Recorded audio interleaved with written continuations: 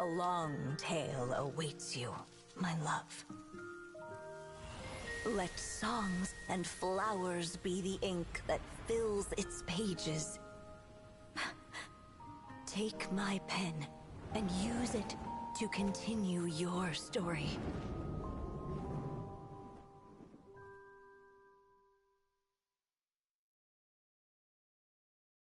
Hey, Mini Durin. Pretty much talking about Simulanka stuff. And then pretty much a little bit after that. Yeah, this was paralogism.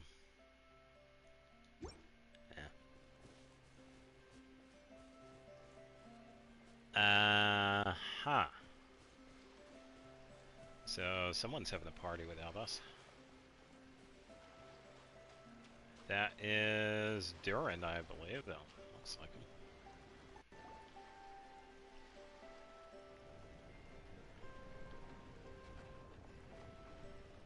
Oh, it's Durin! Not going to mention all of the dead monsters. Or the abyssal power coming from them. Hmm? It seems like he's trying to control Traveler in it. Paimon? Huh. In a sense. I'm sorry. I hope I didn't scare you. Oh, no, you didn't scare us. Just gave us a little surprise. Looks like you've gotten even more powerful now. I don't know.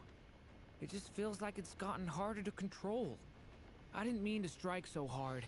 I'm so relieved you didn't get hurt. Good question. I don't know. It's all good. We've had worse. Is the abyssal power inside you active? No, don't worry about that. It's been very stable ever since I got this body. Albedo made sure of that. What you saw just now is something that only started happening recently. Maybe I'm still acclimating or something. I'm sure it'll clear up over time. I wonder if he's resonating with either the Kuvaki or the Wild Hunt stuff here.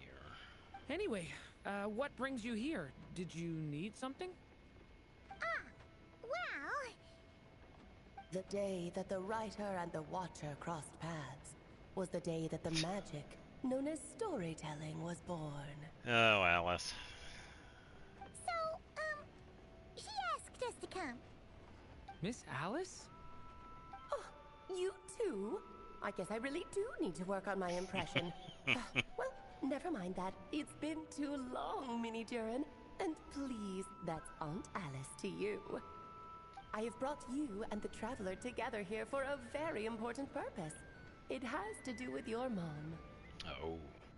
My mom? You mean M? Indeed. Fairy tale author extraordinaire, Anya Marie Andersdaughter. See, I knew this would be right up your alley. Now then, if you'll open the book, I will begin narrating. Hey, Durin. Open the book. Long ago.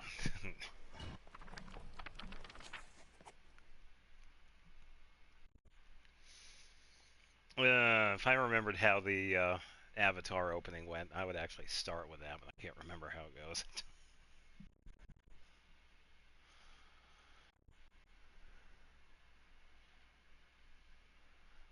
It's like long ago, the Four Nations, something, and then the Fire Nation attacked. Yada yada. Whoa! What is this place? It reminds Paimon of Simulanka. Or more of that little room that we actually found at the end of it. The two are indeed similar. Both worlds were built using the same magic, after all. Huh? Why are you green? Oh, partially green. I can see the red now. Aha! So it is Alice! Oh, they're playing some of the music from Simulanka too. I noticed that one. Hello, Aunt Alice? Oh, no need to be shy. Just think of me as one of your mother's dearest friends. You keep talking about stories and magic. What's this all about? Simulanka 2.0 or something? Certainly not.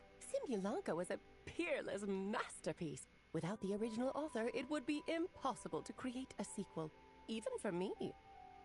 But you are right about one thing. Just like last Yeah, time, Simulanka was I a want lot to of fun. show you a work of magic that has to do with storytelling. I am glad I recorded that one. What's this? It's another book. It's the book we just saw. This is your mother's dying wish. My mother's dying wish was a book? Let me answer that with a question. What do you suppose would be a writer's greatest regret?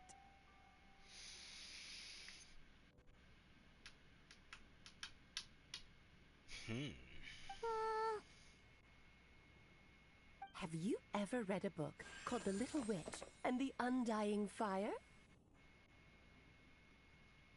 I have, but I'm not sure who wrote it. Oh, that's because it was the work of more than one person.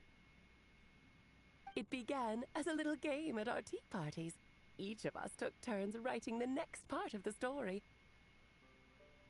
I wrote the first volume, then the other mages took their turns. M was tasked with writing the final volume and tying everything up. Probably, yeah. But by the time everyone had finished writing their parts, M had passed away. Oh, it was a terrible shame. A true tragedy. And that is the answer to my question. A writer's greatest regret is to leave a story unfinished. Yeah, that makes sense. But all is not lost. I couldn't stand the doom and gloom of it all, so I went ahead and wrote an ending myself on her behalf. Of course she did. Then what's this book? The final chapter? This is the answer your mother gave to the same question. In her eyes, this was her greatest regret.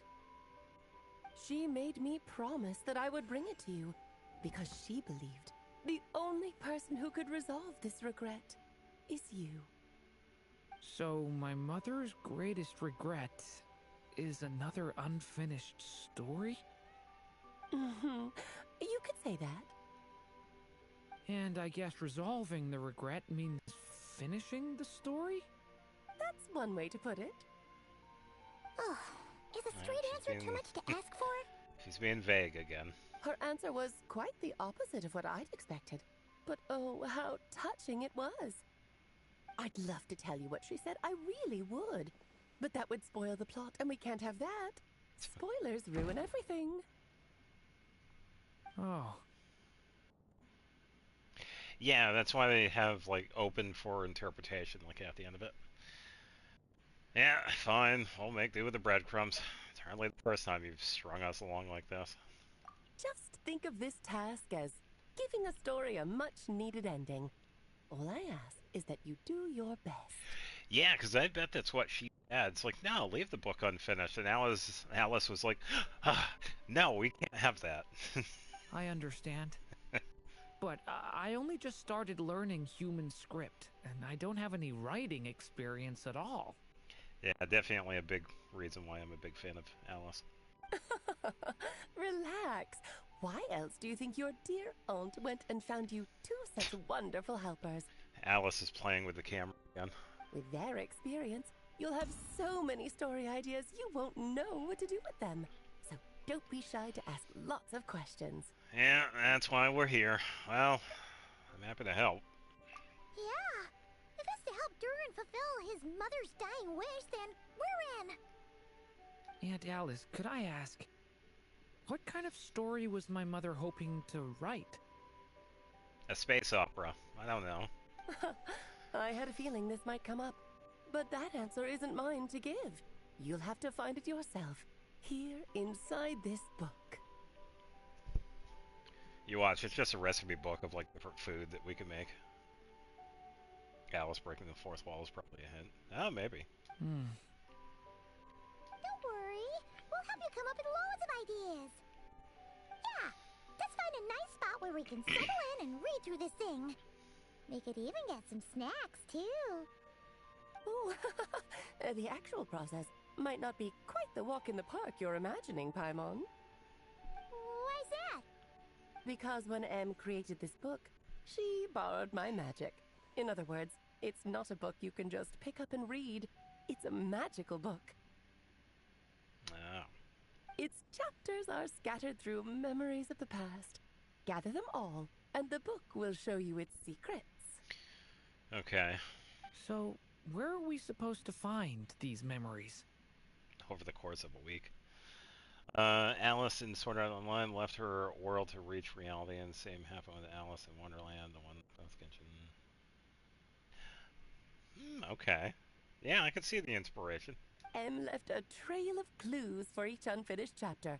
Follow the hints, and you'll find them. Oh, and when it comes to adding to the story yourselves, you'll need to use this. A magic pen. Oh, whatever that is. And this is... I could see the fourth wall break again. We can still see it. This, my dear little Paimon, is the ink Em left behind. Infused with a little of my own magic, of course. If you're planning on writing something inside the book, you'll need it. How very magical. It's extremely precious, so be sure to use it sparingly. This is all that's left. So we need to search for the memories and keep an eye on how much ink we're using. Okay. It just had to be a wild goose chase, didn't it? Perhaps it's just another form of storytelling. Em was ever so creative when it came to things like that. Just think of it as a little challenge your mom left behind. Who knows? There could even be a mysterious prize at the end of it all. Like a crown? Would be awkward with Albedo. His mother basically ruined Conria with... Yeah. Yeah, Rhine Daughter is definitely one of those characters. I don't care about that. This was my mother's dying wish. Whatever it takes, I'll find a way. Chase a wild goose that chases you. And we're here to help. Yep. With the two of us by your side, you'll be just fine. Yeah, geese are mean. They have very mean birds. Okie dokie. That should be pretty much all you need to know. Pretty much, eh? Oh, and once the story's complete, do let me have a little look-see, okay? I've read everything she ever wrote, so naturally, I can't miss this one. How will we find you? Oh, I'm pretty sure she'll just show up when she will. Yeah. Most of the time, you're pretty hard to pin down. Don't worry, I'll know when you're finished. Just wait for me to reach out. All right, off you go. I can't wait to hear how the story ends. And we're...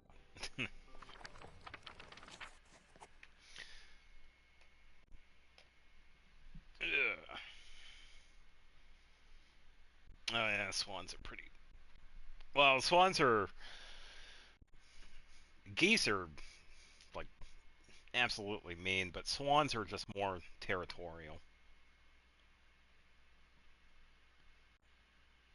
So there's more of a reason behind that.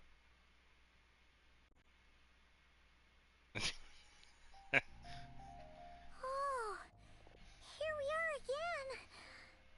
Alice's magic really is incredible, huh? Well, let's take a look at this book. Right. Alice mentioned we should be on the lookout for clues.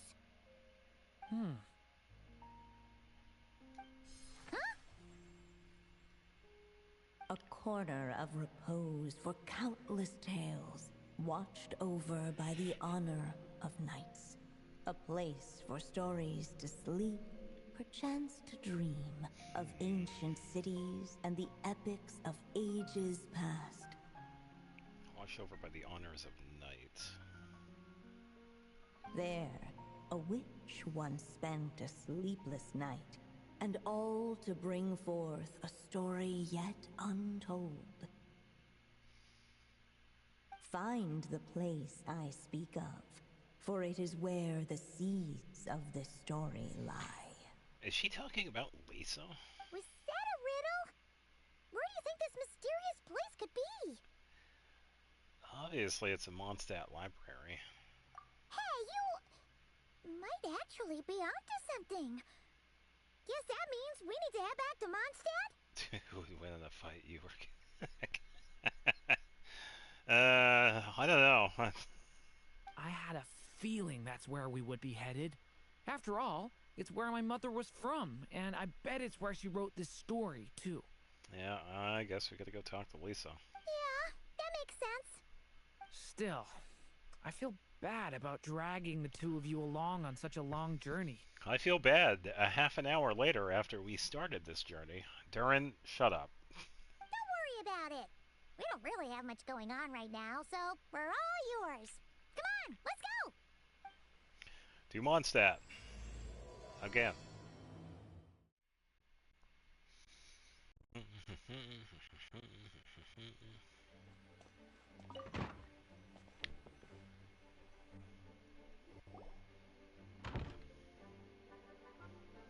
Back in the Mondstadt Library, huh? Talk about a trip down memory lane. It wasn't that long ago. Feels like we were just here yesterday. So, we're supposed to find the seeds of the story, right? What do you think that means? Yeah, it sounds like it's the hardest thing to do is like trying to get food at 3 a.m. and you're trying not to knock anything over. Welcome. Well, we're in a library, so it's gotta be books, right? But seriously, there's so many here. How are we supposed to know which ones we need? Let's go talk to Lisa. Making a racket in a library? There she You is. should know better than that. Lisa! Oh, sorry about that. Now, who do we have here? Ah, my golden-haired cutie. And my little horn cutie, too. Sorry, Miss Lisa. I Since know you yesterday. taught me to be quiet in the library, but Paimon was just trying to help. Yeah, no, Please don't be too no hard sleep, on only her. streaming. No, I needed to sleep. 9.5 hours. Ugh, it was rough. Well, it has been far too long since we saw each other, so I suppose I can let it slide just this once. So, Lisa's been mentoring you? When did that happen? Back when he first arrived here, poor Jean wasn't sure what to do with him, so I stepped in to lend a hand. I figured, if I can handle a boy raised by wolves, then teaching one who's part dragon should be a walk in the park. Yeah, that's fair. Nice! Sleep's Sounds like overrated. Durin was welcomed with open arms. Why, of course. Now, let's save the reminiscing for another time. I'm sure you're here for a reason.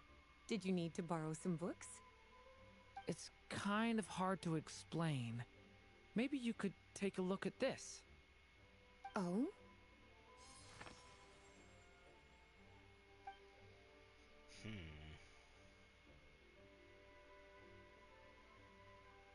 Ah, I see. These so-called seeds of the story must be the books that inspired its creation. Yeah, more or less. That's just how it is with stories. They grow out of the tales that came before them. And that mage, I can almost picture her here, hundreds of years ago, scribbling away at one of these very desks. Those are some very old desks then. But we don't know anything about this story. How are we supposed to figure out which books inspired it? Oh, there you go.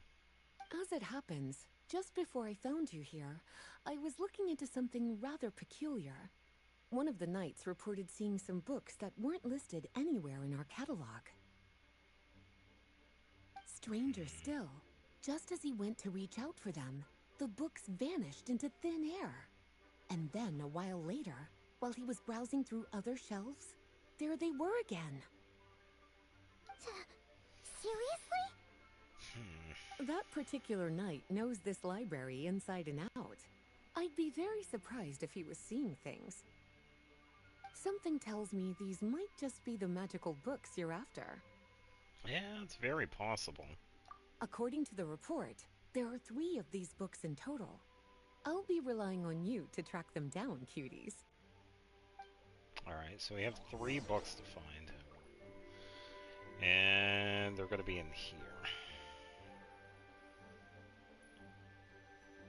Yeah, we have to find some books.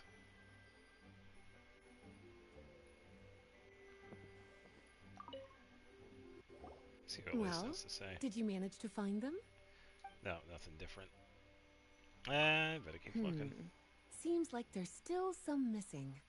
Why don't you try checking the other shelves?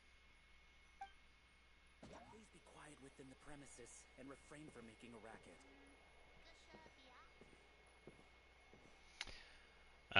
Second strongest spell in existence. We could try this one. Second strongest spell in existence. Do not show Klee. Okay. Wait, there's actually a book like that right here in the Mondstadt library? That title's just gonna make people even more curious. Huh. There's definitely something fishy about this one.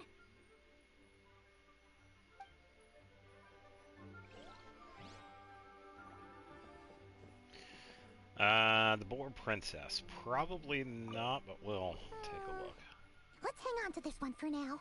Could be one of the ones we're looking for. It's one of M's, after all.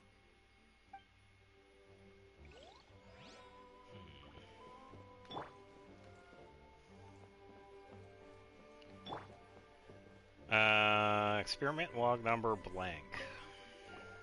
An experiment log? Looks like part of the title's been erased. There's something seriously suspicious about this book. Maybe. Again, they could be related to Sucrose and Albedo, so who knows?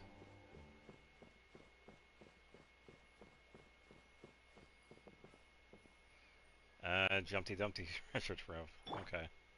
Wrong one. Oh, wait! Did Klee write this one? Should this even be here? We better show it to Lisa.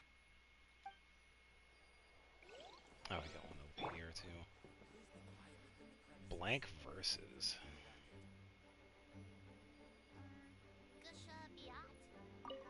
Kinda looks like a poetry collection.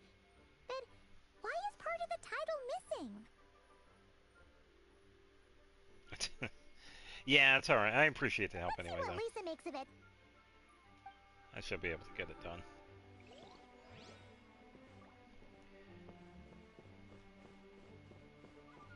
I don't see any other prompts.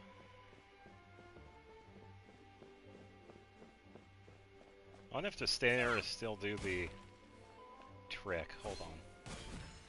Yeah, they do. They take, yeah, you take damage.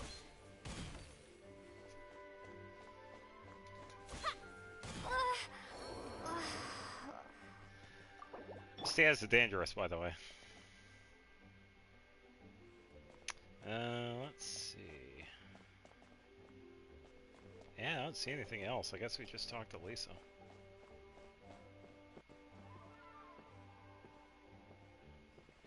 No, the funny thing about those stairs is that I actually never knew that was there until I saw people talking about it.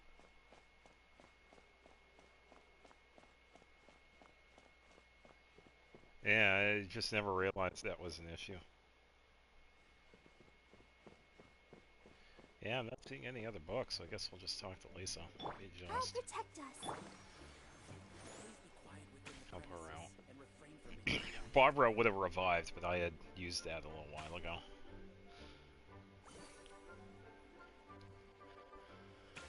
Just gonna wait, because her healing's a little slow.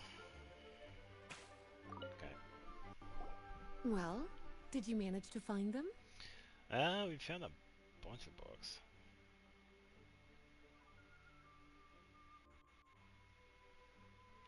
Slept like every week. It took almost 10 years to get used to them.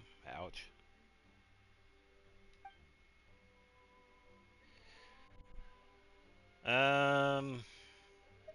Let's give her Jumpty Dumpty. Well, it definitely shouldn't be here. But I'd highly doubt it's one of the books you're looking for. Oh, why's that? Because this is something Klee wrote. It's a compilation of all the best fish blasting spots around Mondstadt. Of course it is. As well as the most convenient places to stash her new Jumpy Dumpties. Of course, there's no way she'd get away with keeping a book like that in her bag. And she'd be in big, big trouble if Jean were to find out. Not only would the book itself be confiscated, but she'd be looking at a whole day in solitary confinement at the very least. Somehow, she figured out that the best place to hide it was right here. No place like a forest for hiding trees, huh? Now, every time it gets confiscated, she just writes a new one and sneaks it back in. Clever. Well, I guess it's a restricted book in its own way. Yes. So thanks for helping me find it. I'll finally be able to hand it over to Jean. Oh boy. Sorry, Clee. Well, did you manage to find them? Alright, second strongest spell. Truly extraordinary. And certainly not the kind of thing that should be just lying around. In fact, Miss Alice gave strict instructions about it. So, it's some kind of book of spells? Paimon's guessing magic this powerful should be kept a secret. It's true. This book does contain one of Miss Alice's spells. But honestly, virtually no one could actually pull it off, even if they tried. The only reason it's even meant to be in the restricted section is because we can't let Clee get her hands on it. Oh, I bet Clee could actually be able to learn it. After Clee was born, Miss Alice advised us to seal it away. She even added that little subtitle herself. So, it's to keep it away from Clee, huh? Does that mean she could use it to cause even more mayhem than she already does with Jumpy Dumpty? No, that's not it. As Miss Alice herself put it, letting Clee see it too early would spoil the surprise.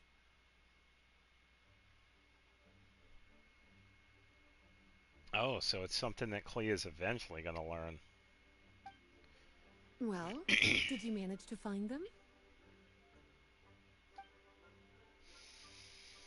Okay, let's try the Boar Princess. Well, this book has quite an obvious connection with that mage, considering she was the one who wrote it.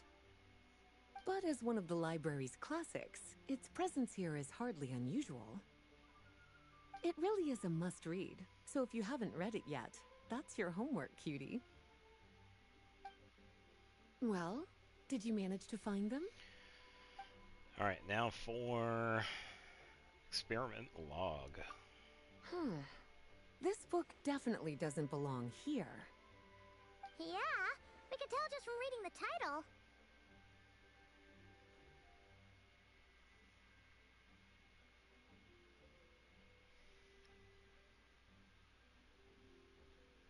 What do you mean? Realize the books that exist in game aren't going to be it right now. Rubedo was the one who brought it in. He suggested I place it on the restricted list and keep it sealed away.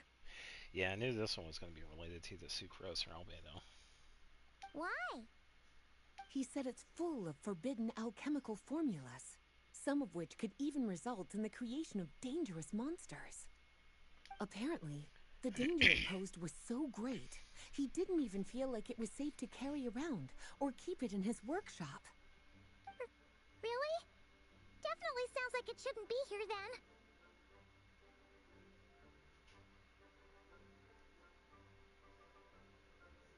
Oh, yeah. Yeah, that's true. Yeah, because we have to find the books individually. Still, if that mage read this book too, it must have been written a lot earlier than I'd imagined. Well, did you manage to find them? Yes, this is a restricted book, all right. It certainly isn't supposed to be here. Huh. And it looks like a regular poetry collection. How did it end up being classified as a restricted book? The issue lies with one of the poems inside. You've heard of the great battle that took place on Dragonspine, yes? Uh-huh. 500 years ago, during the cataclysm in Conria, an evil dragon descended upon Mondstadt. A fierce battle with Dvalin ensued, but in the end, the evil dragon fell, and Dragonspine became its resting place. Yep, Durin. We're talking about Durin. The Durin of Dragonspine. Well, The poem in question turns the whole battle into a dance, with the evil dragon recast as an innocent child who came here in search of friends. But given all the suffering experienced at the claws of that dragon, how could the people of Mondstadt accept such a retelling? Bards are often accused of inventing history or distorting the truth in their ballads, but this one hit a bit too close to home. And since the knights back then were unable to track down the author, they decided to ban the entire collection, blot out the title, and seal it away for good. Yeah, Fante seems like he was a part of it. Yeah. So the version in the poems, it was all a lie? I'm afraid that question is something only the dragon himself could answer. Yeah, because I don't think Durin would know, because he's just Well, would you look at that? Seems like these are reincarnation. the little troublemakers you're after. And all three just so happen to be forbidden texts. What kind of story requires reference material like that, I wonder? Forbidden texts? You know, the first time you mentioned that the library had a restricted section, I thought you were just trying to scare us. Are you saying it actually exists? Yes, Paimon, it does exist. Not really something you should be poking your little nose into, is it, cutie? Sorry. Seeing as it was Miss Alice who asked you to look for these books, I won't question the matter. But they'll need to be sealed away again once you're done, so don't forget to return them. Don't worry, Miss Lisa. I won't forget. Well then, that's all from me. After all that hard work, I think I've earned myself a nice cup of tea. And there she goes. Alright, we've gathered all the reference books. What's next?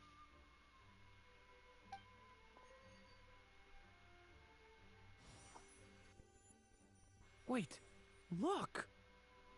The book knows.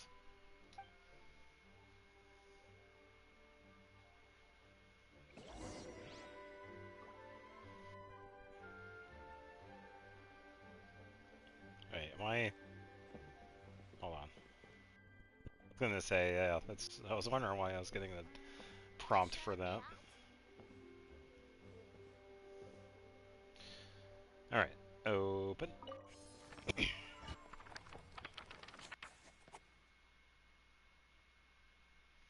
Yeah, so that was a...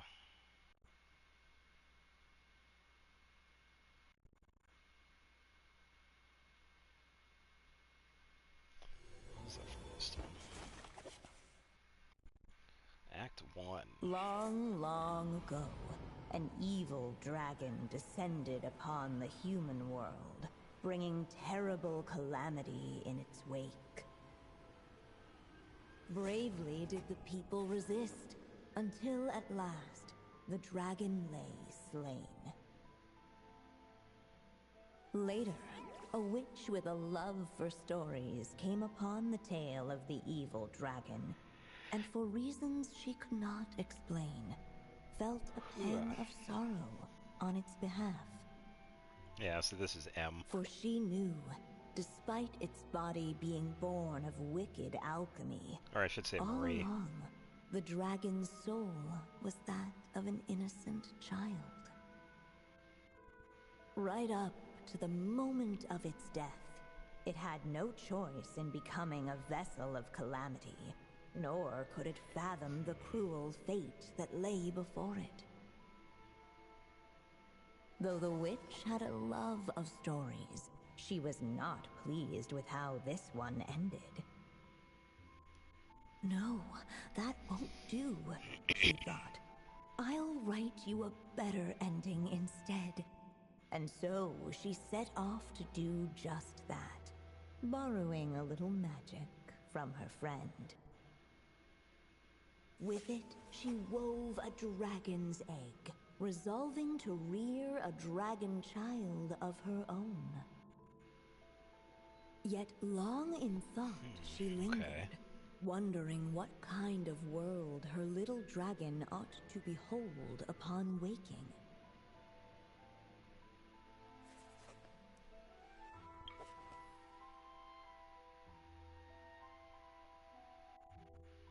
Oh, so I gotta choose.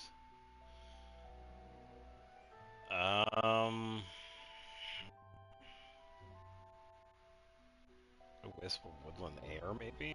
Trace of palatial splendor?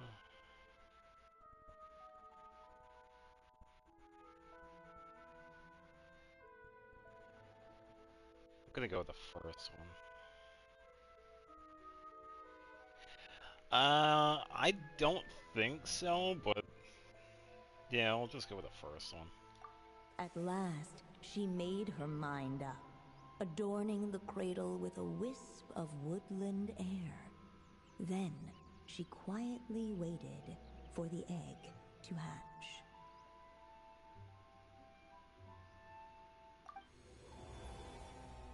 Whoa! We're actually inside the story! This must be Aunt Alice's magic. Oh, that's the opening we just heard, right? Sounds like the story is about Durin. Yeah. A story about me? Why don't we just see where the story takes us? All we know is the beginning at this point. Okay.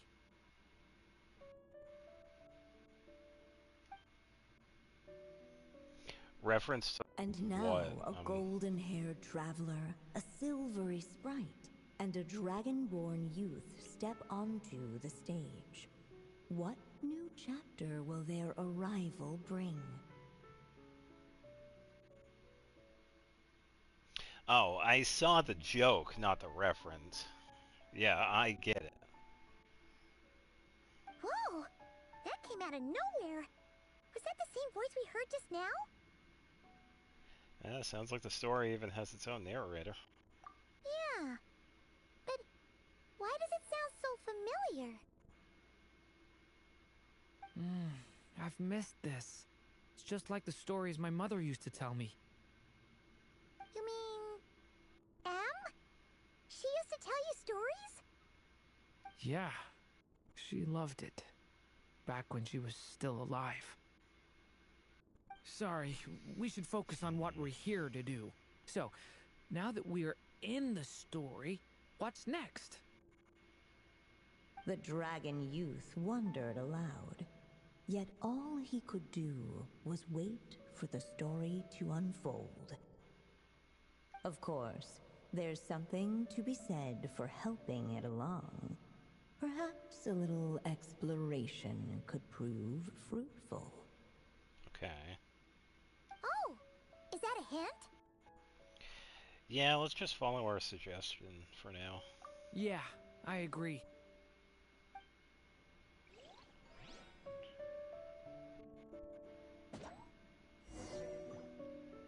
Hey, Durin.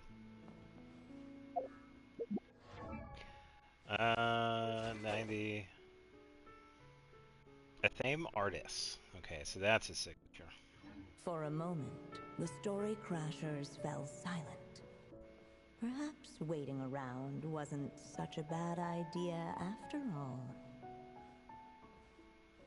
Yet those who never stray beyond the main plot often miss the fun little details along the way. Yeah, you think so? You sure about that? Now, which one? Oh, okay, so I have mine. Not just yet. We might have something else. This Draco doll is meant to be the witch in the story, right? Wait a second. All the people we've seen that look like that turned out to be mages from the Hexenzirkel. Do you think the witch in this story is one of them too? My mother had a hat just like this. Then, the witch must be Em. Looks like this story really is about Durin, huh? Whether the sprite spoke true or not, it had little bearing on the story at hand. For in that moment, what mattered most was not that she was a witch, but a mother waiting for her child to hatch. Let's keep looking. Okay.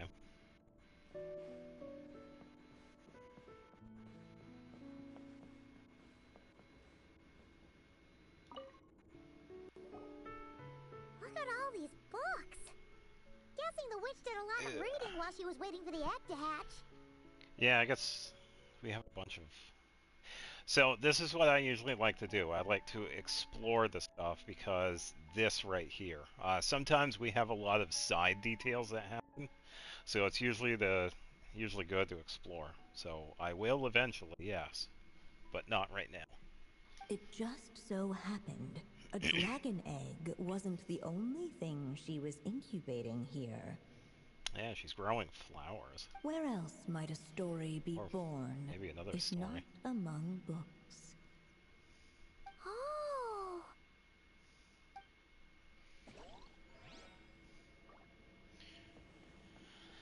Alright, yeah, let's leave. I don't see any other prompts. I also saw these too. Oh, yeah, we got a few different ones here. Got one way back here. This must be the dragon egg, right? Oh, so it's the same one then. Looks like it's gonna hatch any moment now. So we've got a dragon egg about to hatch, a witch who loves stories, and that evil dragon we heard about at the beginning. Yep, it all adds up. This is my story, isn't it? Yeah, sure looks like it. Okay, so how are we supposed to help the story along? It feels like all we can do right now is wait. Apparently, it hadn't dawned on the group to look for a way to help the egg hatch faster. Oh, right! We're at the point in the story where we're waiting for the baby dragon to hatch. So that has to happen before the story can continue. And how do we do that? With the flames at his command, perhaps the dragon youth might be able to provide the egg with sufficient warmth. Don't set the building on fire, that's bad. What? You want us to roast the dragon egg? The silvery sprite's surprise betrayed her lack of reading. For in countless tales it is told that only by fire's embrace will a dragon's egg hatch swiftly. Huh, you kinda have a point there. You want to give it a try, Durin? Okay, I'll see what I can do. I was gonna say technically we could too, but yeah. After Durin's releases at elemental skill, both the skill and normal attack will be converted into swift forms. Yeah, we have seen that. Casting the skill will turn his next elemental burst into a different one.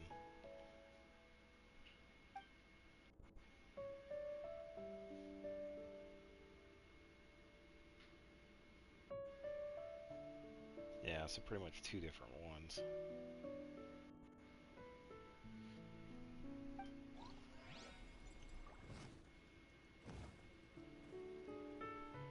Okay, so this is gonna cost one. Based on the symbol, it seems like I should just use this one. The story has only just begun! Let every unborn life be welcomed with tender anticipation, and may that warmth stay with it for a lifetime.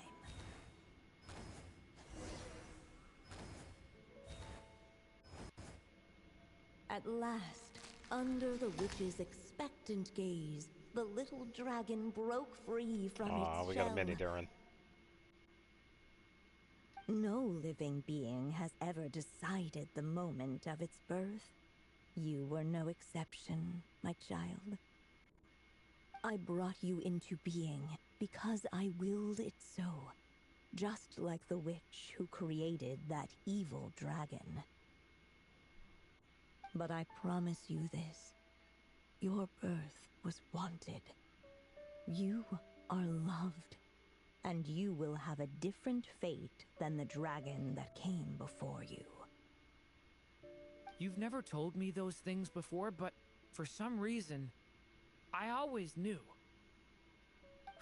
Thank you for bringing me into this world.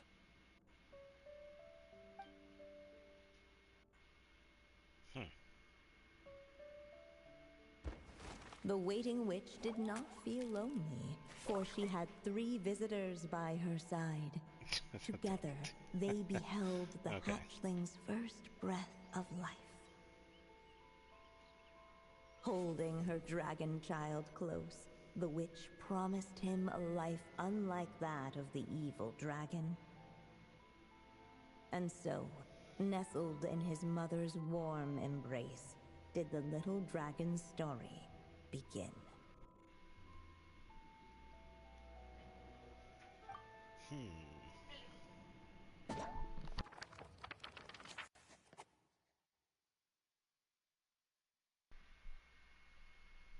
Alright, so... Yeah, so I'm guessing I gotta do probably different parts of this story for the next couple of days.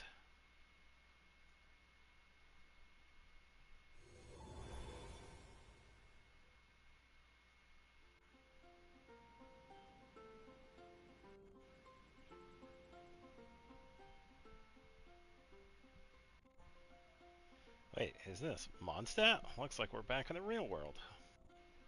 Looks like there's more written on the page now and less ink left than before. So, does that mean we've completed this chapter? It's Durin's story after all, or at least a window into his past. Yeah, but why does M seem to think that the story Fantastic isn't finished yet? 4 achievement. Durin broke free from the curse, came into this why world does that with one a new sound body, familiar? and even made a bunch of new friends. That already sounds like a happy ending to Paimon. Maybe there'll be some clues in the following chapters. True. Everything's always so mysterious with these mages. Guess all we can do is wait for more clues. And wait we shall. Huh.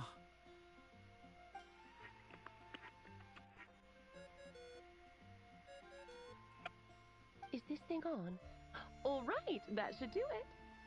Hey, that's Alice's voice. Hello there, children. If you're hearing this, you've stumbled upon the Sure little thing. recording I left for you.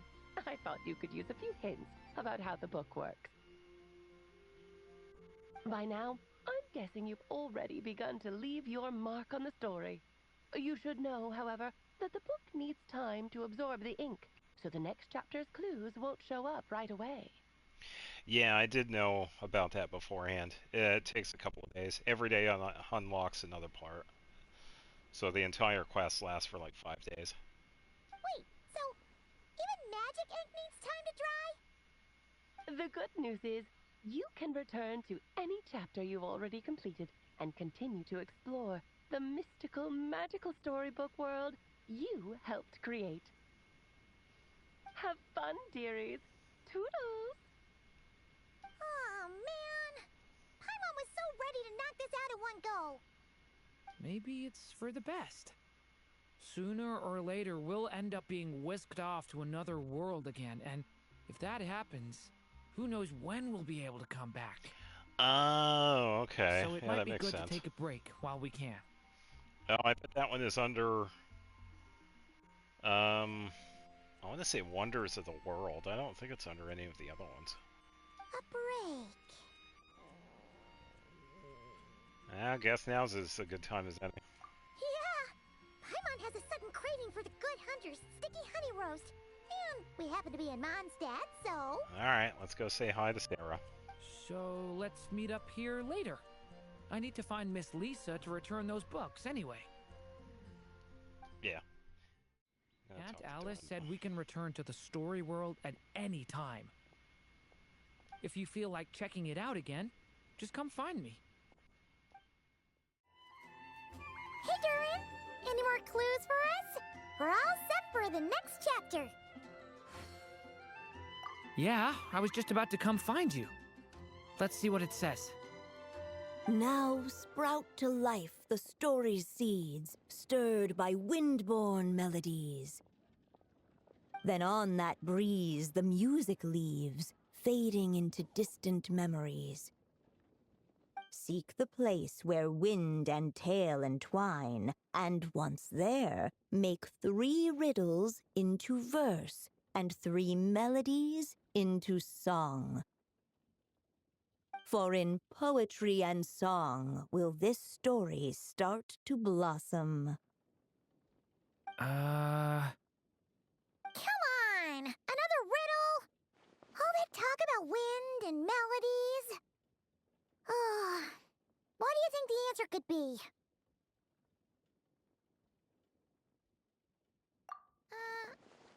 Oh! Care to elaborate? Wind? Music?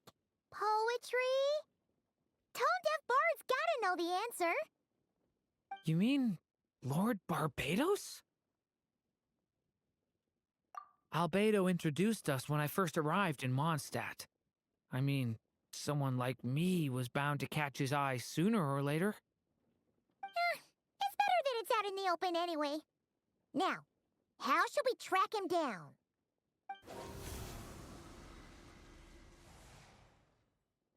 I'm pretty sure he's already caught wind of what's going on here. Why don't we just see where the wind takes us? Ah, right. He definitely makes it easy to forget he's a real god sometimes. That's all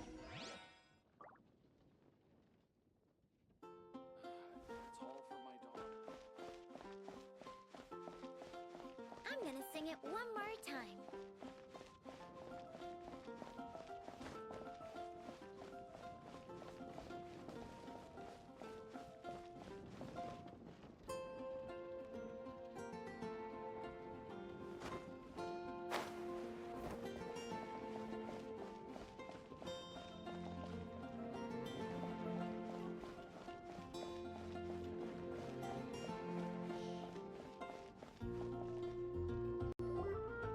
Traveler, Paimon! What a sight for sore eyes!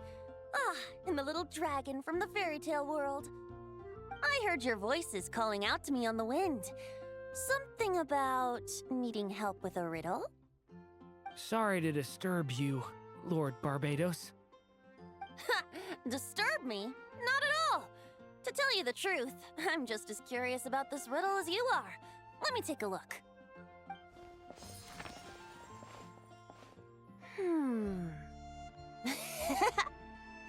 What is it? Did you figure out the answer? 3 riddles and 3 melodies. That sure takes me back. The answer you seek lies hidden in memory. Looks like running to Tone-Deaf Bard was the right call after all. Long ago, those mages came to Mondstadt, seeking to test their strength against mine. But I replied, let us make music, not war, and resolve our conflicts through song. So I strummed my lyre and sang them this verse. O wind, welcome now, my guests. Pass through verdant leaves unseen, where shape your formless self may take, and offer up a graceful scene, a fleeting gift for welcome's sake. Leap at the edge of a sea of clouds, where land meets sky and sky meets ground. There frighten off the noisy crowds and bring my guests a calm profound. Fly beneath the stars up high, where mortal noise is swept aside, that my dear guests with starry eyes may share the dreams they hold inside. Now go to where I vowed to keep a quiet spot for them to sleep. No clash, no contest bars the way, just tea and mirth to fill the day. There you have it, the 3 melodies. As for the answers to those 3 riddles, I trust you can guess them by now. The woods, the edge of a cliff, and the sky? Correct. Funnily enough, your mother was also the first to solve it, all that time ago. There must be some kind of special rapport between those who write stories and those who sing them. The woods, a cliff, and the sky. Oh! So that's where it is! I suppose the spot that answer points to is where you're headed next. You should know, after solving my riddle, the mages even accepted my proposal and made that location their official meeting spot. And going by what your book is suggesting, once you found it, you might want to try playing the melody I just shared with you.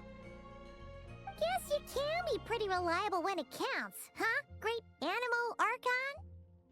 Thanks for the help, Lord Barbados. Still got questions for me, huh? Yeah, you must have read countless tales in your time, being a wandering bard and all. In your experience, why might an author consider a story unfinished? Unfinished?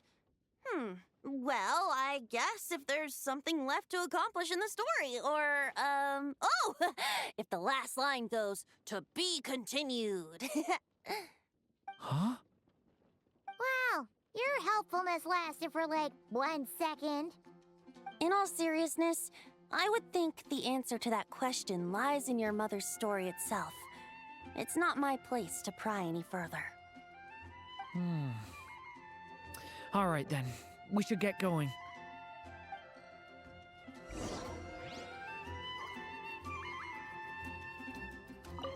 I wonder when their next meeting will be.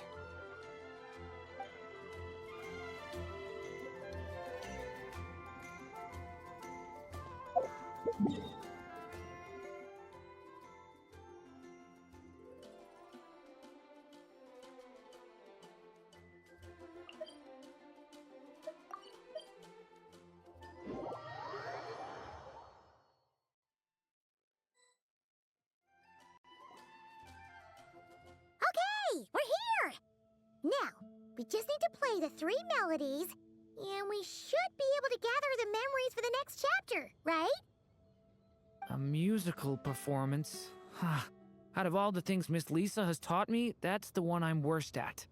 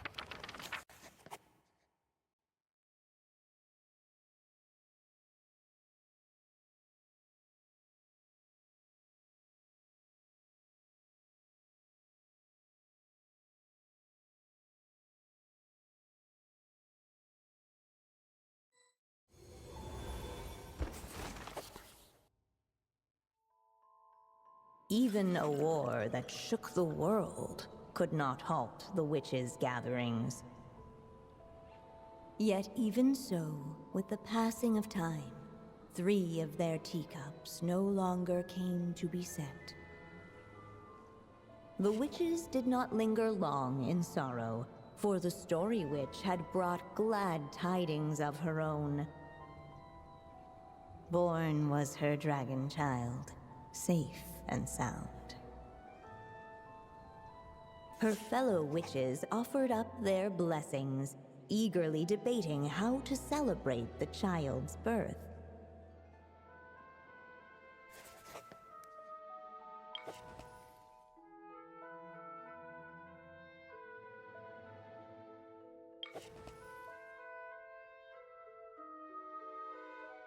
In the end, they settled on the most vibrant balloons they could find. After all, what could be more joyous than the arrival of new life? And so, the witches' gathering turned into a birthday celebration.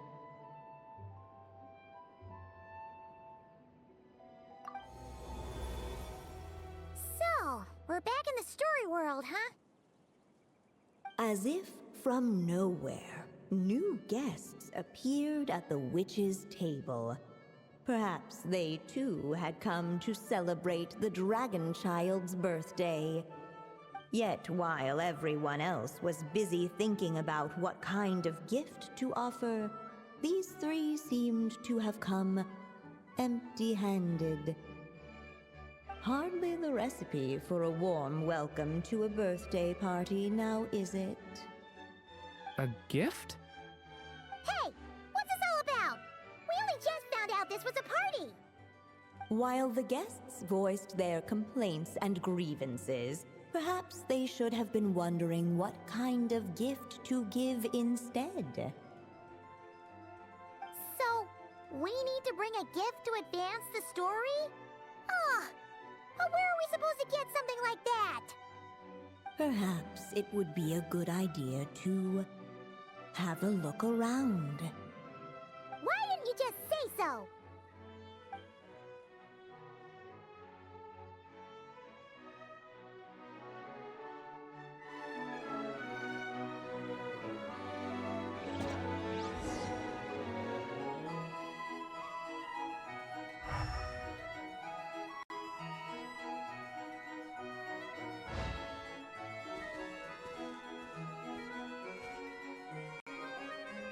Hey, could we use these as gifts, maybe? At last, the guests found something to give the dragon child. Guess that's a yes then. Which one should we go for? Still, the guests wondered what kind of gift might the little dragon really want. Should they put a warrior's sword in his hand and send him out on an unstoppable quest to save the world? Or perhaps a wandering hero's slingshot and the promise of a life of endless, uncharted adventure? Or maybe even a scholar's tome and the chance to take on all the world's unsolved mysteries. Okay. Wow. That's a lot of pressure all of a sudden. Oh yeah! Technically, we're actually picking a gift for you. So, which one would you prefer? You want me to choose? Wow, this feels kinda special. How come? For as long as I can remember, I've spent most of my time living in the stories my mother created. I always thought my mother had everything written out for me already, just like the toy figures in Constellation Metropole. What I wanted to do with my own future. Huh. That's something I've never really thought about. What did I want back then? This is the first time I've ever asked myself that question. Sounds like this is the perfect opportunity to answer it then. It's been a while since you left Simulanka, and after everything that's happened, it might be about time to start thinking about your future. Then let me give it some thought.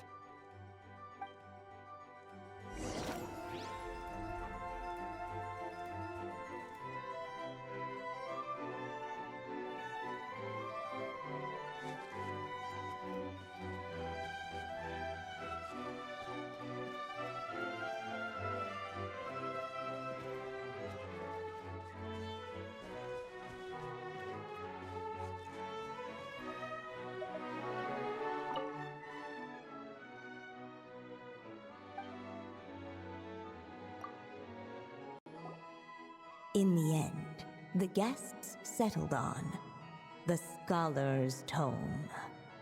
So you're the scholarly type, huh?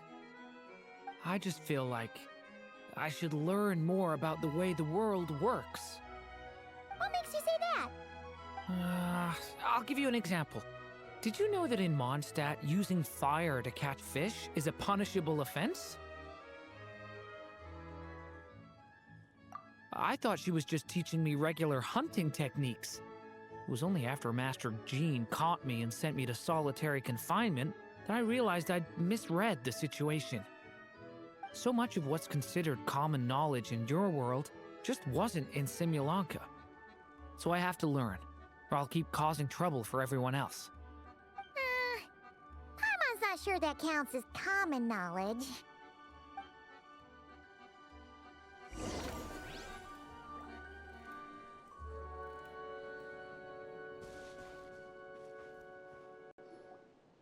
Alright. They should let us in now that we've got a gift, right? Hello there. Brought a gift this time? The newly arrived guest presented his gift, wishing the little dragon a future as a wise and accomplished scholar. Accepting the guest's blessing, the Story Witch invited him and his friends to take their place around the table. Finally, she could introduce them all to her dragon child, telling all in attendance about the moment of his hatching, and of course, the name he'd been given. It was then that the Seer Witch, diviner of the stars, withdrew her gaze from the heavens and turned a sorrowful glance upon the little dragon. You gave him the same name as that evil dragon? That's right. But the life I intend for him shall be very different. What folly, to love so blindly. For as you must know, a name is the mirror of destiny itself. He who bears an evil dragon's name must also inherit the fate of its previous owner. His fate has been foretold. Then I'll rewrite it. The witches at the table fell silent, for they knew the Seer Witch's words had never once proven wrong. Yet, just as clearly, they recognized the Story Witch's resolve, for there is scarce a force in this world more fearsome than a mother's love. At last, the Merry Witch stepped forward, dispelling the uneasy silence. So be it. Then we'll all lend a hand. Together, we shall rewrite this child's fate. You mean to defy one of the fundamental rules of this world? I refuse to be shackled by such rules. Besides, this is a witches' gathering, is it not? What could be more fitting a subject for this occasion than to defy them? Oh? Sounds like an interesting experiment. I suppose, were we to succeed in this endeavor, we might bring a touch of wonder to this otherwise dreary sky of stars. The Merry Witch finally talked them all round, just like she had done many times before. Warm and strong as the sun she was, so much so, in fact, that those who her light shined down upon had no choice but to bask in it. And so the witches readied their gifts, 3 marvels of the cosmos. For this child, I shall decipher the ravings of the heavens and lay bare before him the trickery of fate. For this child, I shall leave a formula powerful enough to unravel the very origins of this world, that he may seek another solution for the conundrum of his life. For this child, I shall call upon wondrous magic to make possible his impossible wish. All the Story Witch had was the pen in her hand, yet with the love that flowed from it, she resolved to bring forth a marvel of her own. For this child, I shall leave behind the last story I will ever write, and with it, a path to an ending yet untold. With the witch's blessings given and received, the little dragon's fate at last began to turn. In the midst of the dragon child's birthday celebration, the seer witch proclaimed her prophecy. The child had been given the evil dragon's name, and with it, the burden of its fate.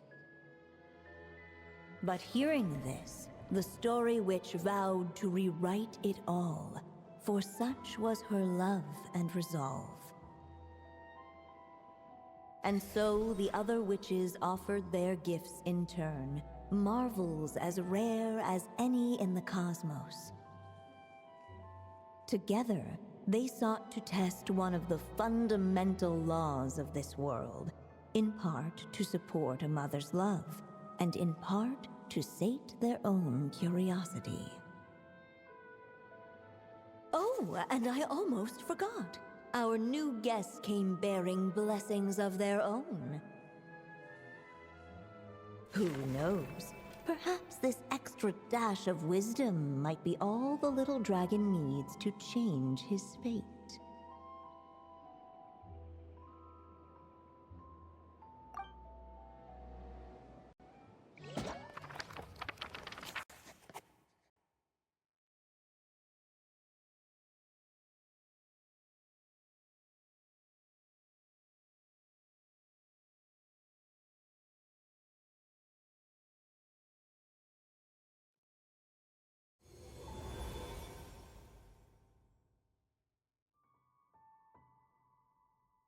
Yep, looks like we've completed this chapter too.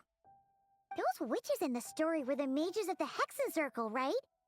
They sure seem to care a lot about you, Durin. But, Paimon kinda had trouble following their conversation. Just a bunch of mystery, as usual. The evil dragon's fate. Oh, is that what you're worried about? But didn't we already take care of that? Ah, the mages must have had a hand in that, too. Also, I was just thinking, which part of the story are we even meant to be completing? Oh, it feels less like we're filling in the gaps and more like we're adding something new altogether. But we use the ink, right? And the book hasn't given us any more clues, so that must mean our task is complete. At least for now. Yeah, I guess we're doing something right.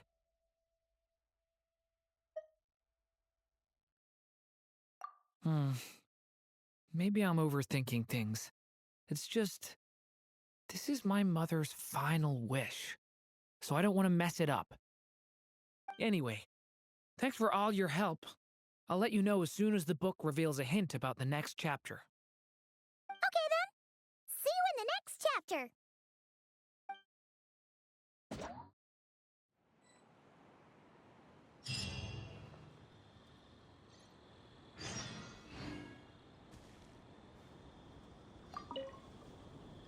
I think I'm gonna stick around, take my time reading through this book. If you feel like jumping back into the story, just come find me.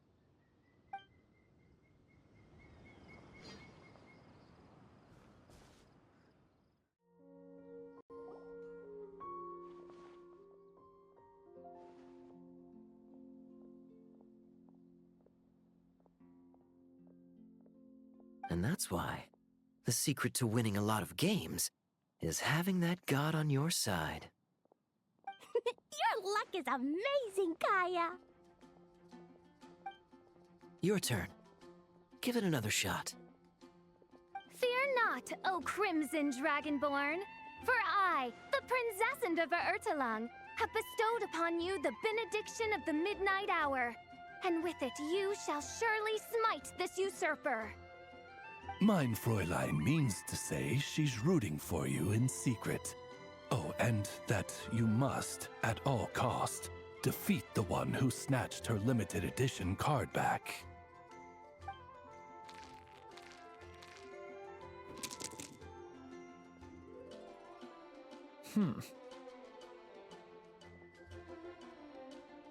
I'm not too sure if that counts as good luck or bad. Tis not but the perfidious machinations of fate.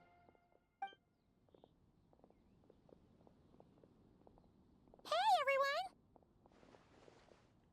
Miss Honorary Knight and Paimon, you're back! It's good to see you, Honorary Knight.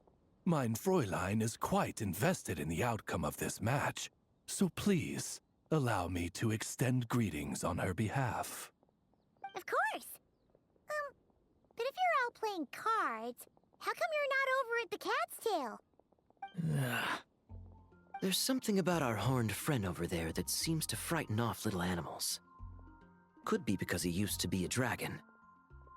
Normally, the animals just steer clear of him, but in the close confines of the Cat's Tail, let's just say, the feline residents probably consider it their turf. And we all know how dangerous a cornered cat can be. I just wanted to borrow one of their nests for a nap. One of their nests? Wait, you mean a cat sofa? Yeah, it's more comfortable for me. I can stretch out just the way I like. But it turns out the Black Cat and his minions are quite territorial. Luckily, Miss Diona helped smooth things over, and they finally agreed to let me use one. But, I only get to use it after dark.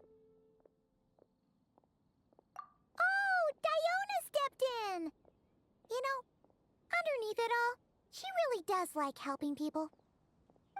The more likely reason is because Durin won't touch a drop of alcohol. As far as Diona's concerned, that pretty much makes them two peas in a pod. It's a shame, really, considering everything Mondstadt has to offer in that regard. Huh. Mondstadt's alcoholic drinks are a bit too much for me to handle right now. But maybe someday. There's no need to force it. Who says you have to drink just because you're in Mondstadt? Yeah, it's just, I'd really like to make some more friends, so I need to learn how humans socialize. I guess alcohol is usually involved, though. But that's why I started learning how to play Genius Invocation TCG. It's also a kind of social activity, but it doesn't involve drinking. And I've been lucky enough to receive the guidance of the Prinzessin de Verurteilung herself. Exactly! Who needs alcohol when you can make friends playing card games? Speaking of which, need any tips from the master over here? You'll wipe the floor with that opponent of yours. Paimon guarantees it. Unfortunately, with the luck he's having, not even that legendary card master from Sumeru could turn things around at this point. Yeah, that last roll wasn't great. But who knows? Maybe you'll have better luck next time? He keeps getting the exact same roll over and over. This is the third time already. If there really is a god of fate, they could have cut this kid a bit of slack. Like, I don't know, make it possible for him to roll at least one other side of the dice? I think I've lost. Must even a dragonborn, sanctified by the power of benediction, succumb to fate's insidious snares? Don't be sad, Durin. You'll definitely win the next round. You can even borrow Dodoko if you want. Mom says she brings good luck. Thanks, Klee, but there's something more important I need to take care of now. Oh, okay. So, the book's given us another hint, right? Yep, and I think I've guessed where we're headed this time. Come on, follow me.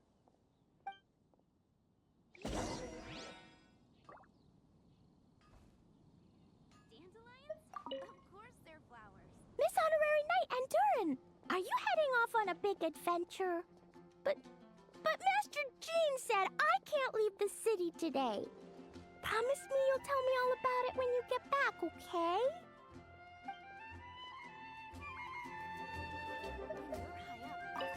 Not every day you're back in Mondstadt, huh? Care to grab a drink if you're free?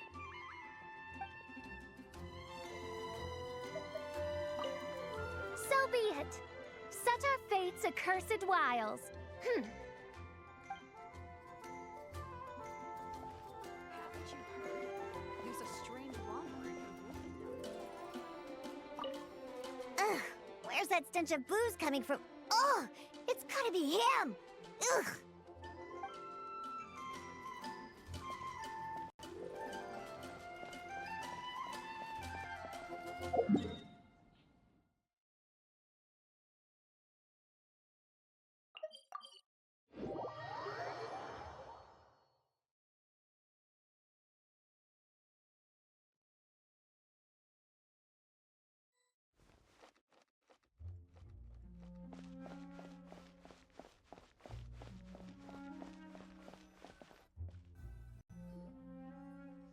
In what sort of castle might a storybook dragon dwell? The witch turned to a mighty dragon born upon the wind to seek her answer. From afar, she beheld a solitary castle, standing lonely beneath its wings, and wrote it into words. Its walls kept out the wind and rain, yet also cast a solemn shadow. Enveloped by their shade, the story's boughs were lulled into a torpid slumber and reached no further skyward. So that's the clue. I think we're meant to find a place where dragons live, and this time, in the real world. I asked around, and it just so happens that there's a place like that in Mondstadt. Yep, that checks out. I've heard that the dragon here is called Dvalin, and that he's a magnificent creature. I hope I get the chance to meet him. Wait a second. Do you think having the two of them meet is the best idea? You know, considering everything that happened in the past? How would we even explain everything to him? Well, if we do run into Dvalin, it should turn out okay with us here at least. Is something wrong? Nope. Let's go!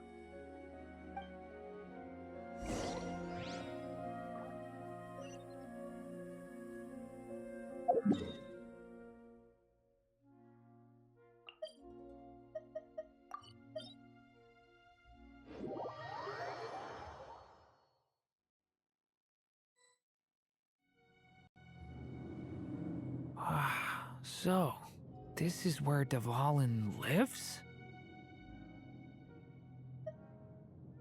Yeah, right into the middle of a raging storm.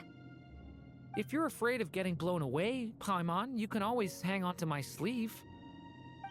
This isn't Paimon's first rodeo. Come on, let's get going!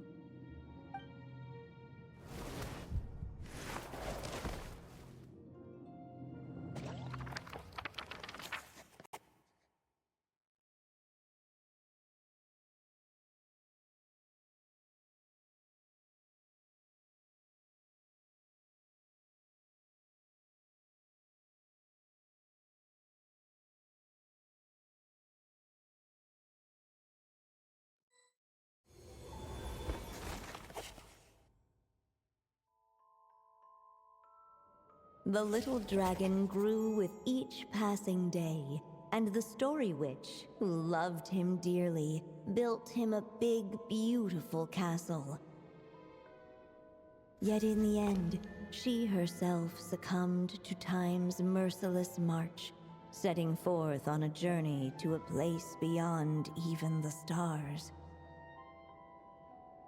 All of a sudden, the little dragon found himself alone.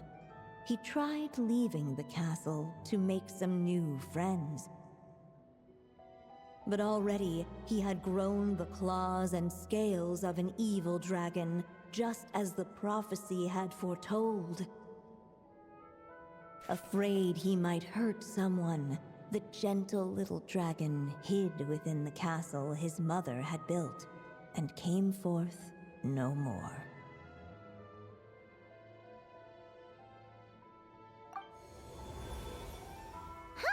Looks like we're back back in the story world. And from the sounds of it, this chapter must be about Simulanka, right?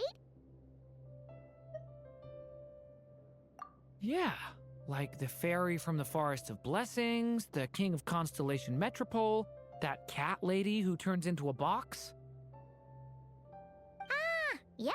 That would be Nilu, Navia, and Kirara. Oh, and there's Hat Guy, too. Only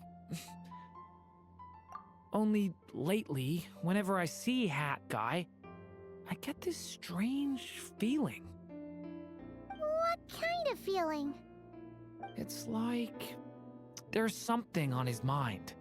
He hasn't told me what it is, but I can sense it all the same. Well, he's always been kind of broody.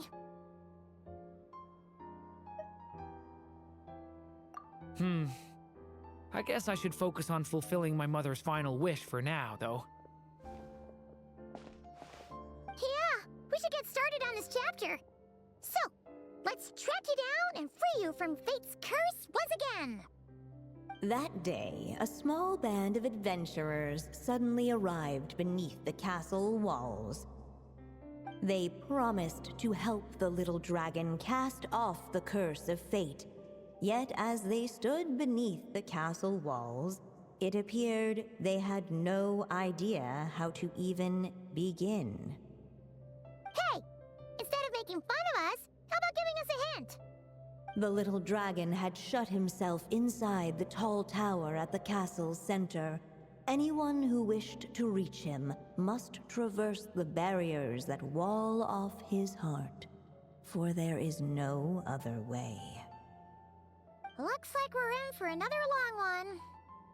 Let me try something. Ooh, do you have an idea? If that little dragon in the tower used to be me, then surely I'd know how he shuts people out better than anyone. Come on, follow me.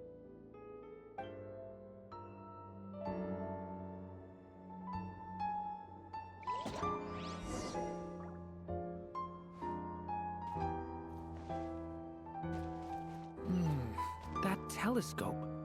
I've seen magical tools like that before. It should come in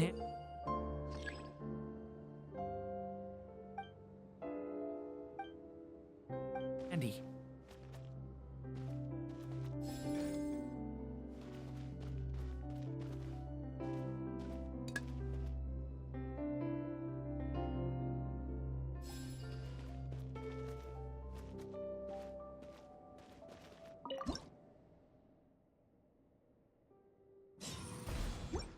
Whoa! That block just got bigger! We can get past the obstacles ahead by using these blocks to jump upwards.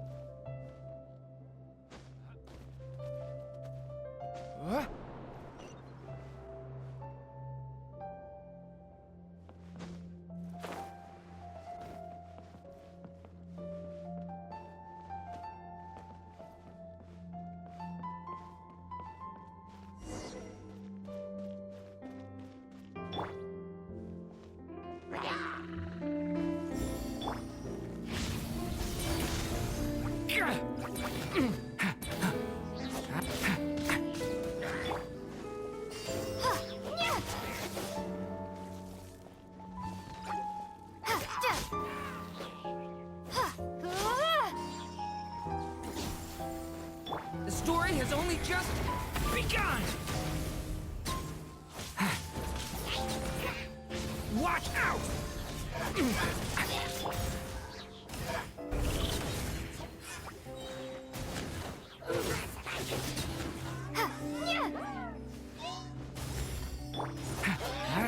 Stay back!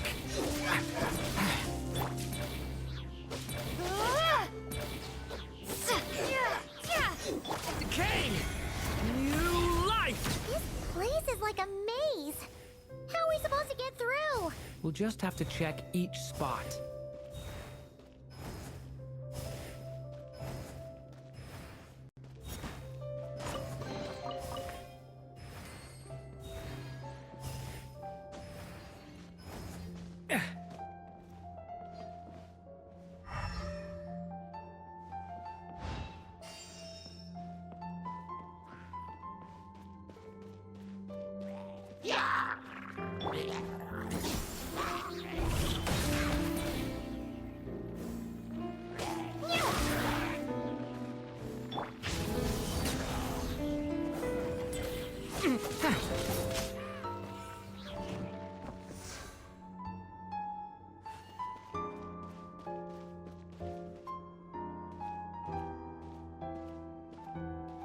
We should be able to use this block somewhere.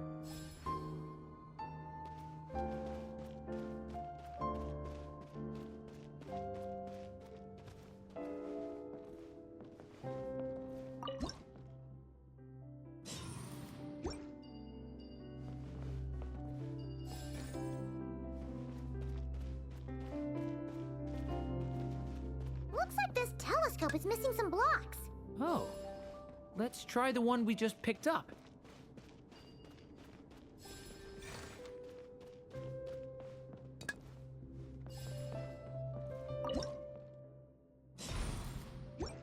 Still not enough. Guess we'll have to keep searching.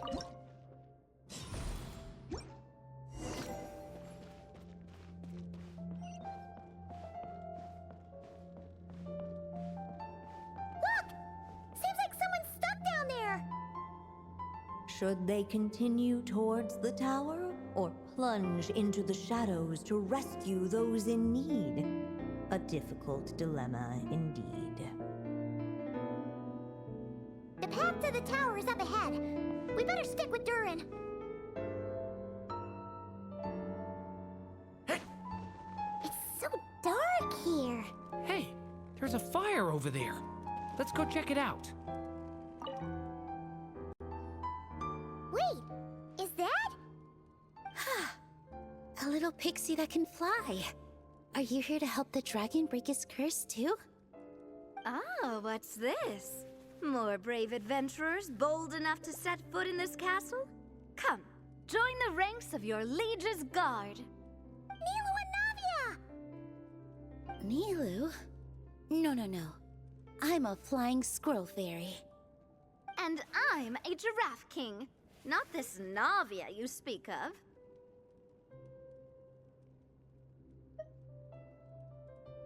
That's right. Oh, and don't forget Catbox Lady. Are you friend or foe?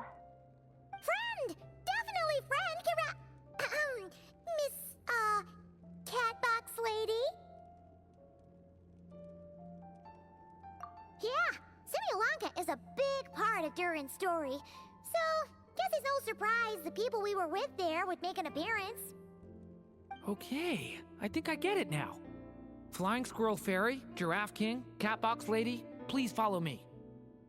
The shadows cast from the high walls of the tower were manifestations of the dragon's loneliness, barring the path of any visitor who wished to be his friend. The group of brave creatures sought to aid the little dragon in lifting his curse, yet without light to lead the way. The group was trapped, waiting on a miracle. These shadows are blocking our path. It seems like the little dragon is afraid to meet us. If only we had more firelight. But you three don't seem to fear these shadows. Why? Because I carry more than enough firelight for all of us. Besides, even though we're here to complete the story, who says it can't look a little different this time? Before I met you all, I was so sure I'd never make a single friend. I pushed away anyone who tried to get close, until some kind of miracle brought you to me. This time, allow me to return the favor. I'm not sure I followed all that, but you want to help the little dragon break his curse too, right? Yes, so please, come with me.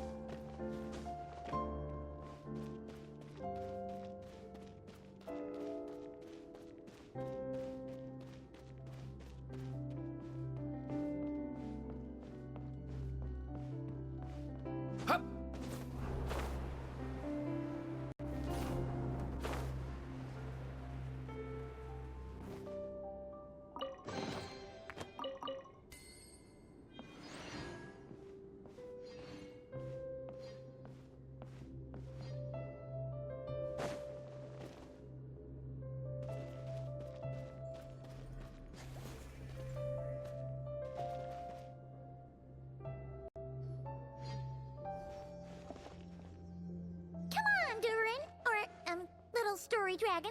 Just calm down. Stay back! I don't want to hurt you. Loneliness and fear had built a cage around his heart, shutting out all who would look upon him. And thus, all the adventurers could see was his shadow. Don't worry, we can help you. Don't come any closer. And that was the last the little dragon spoke. How are we supposed to persuade him if he won't even talk to us? If you can still hear me, please listen to what I have to say. Your claws and scales aren't some kind of inescapable curse, you know? You'll overcome it one day and make lots of new friends. I'm sure you think I'm lying. After all, no matter how many times you've tried to break it, nothing's ever worked. But this time is different. I brought your friends here to see you. Oh, what did you say? Hi, little dragon. I'm the Flying Squirrel Fairy, and I'm here to help you lift your curse. Will you talk to me? And I'm the Giraffe King. Don't be afraid, little one. We're not afraid of you. I'm just a cat in a box, but I'd very much like to be your friend too. These are my friends? Yeah, they're your friends in the future you'd be trying to avoid. I can promise you that. They're reaching out, so you just have to ask yourself one question. Do you accept? After a long silence, heavy footsteps echoed from the tower's shadows, but still, the one who made them refused to step forward. Though the cage to his heart had been unlocked, the little dragon remained ashamed of his claws and scales. How can I face my friends like this? Don't worry, little dragon. We're gonna offer up our blessings and make a wish to the goddess of fate to release you from your curse. Yeah, just like last time. Make a wish? To the goddess of fate? At that moment, the merry witch made her entrance. Hello, little one. Don't be afraid. With the blessings of your friends, your wish shall be granted. Alice? Wait, you're the Merry Witch from the story? Correct. It is I, the Merry Witch, creator goddess of this realm. And it just so happens the goddess of fate is none other than my dear friend, the Story Witch. I'm here to make good on my promise to lend her my second strongest spell. With this spell, she'll have the power to create an entire world. So naturally, granting your wish won't be a problem. Provided, of course, you receive your friend's blessings. But before we proceed, I must check something on her behalf. Little dragon, do you accept this blessing? I want to be your friend. So if you're offering, then yes, I would love to have your blessings.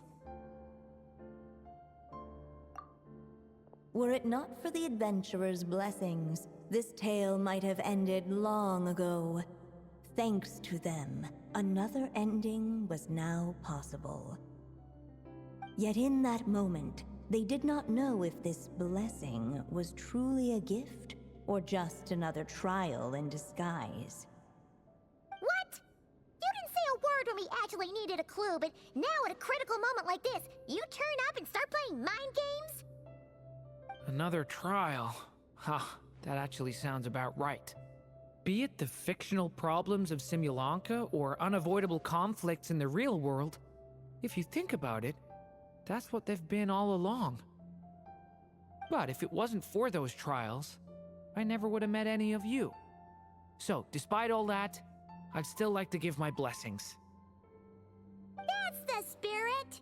Come on, Durin! Let's help you make your wish come true again! On behalf of both my past and present selves, thank you, my friends. Fortunately, a brave band of adventurers heard tell of the little dragon's story. Determined to lift his curse, they fought their way through countless trials. To help him, they offered up their blessings and made a wish to the goddess of fate. At last, their wish was granted. Shaking off his scales, the little dragon stepped out of the tower's gloom. But his time in the world beyond the castle would soon teach him this gift would bring blessings and trials of its own.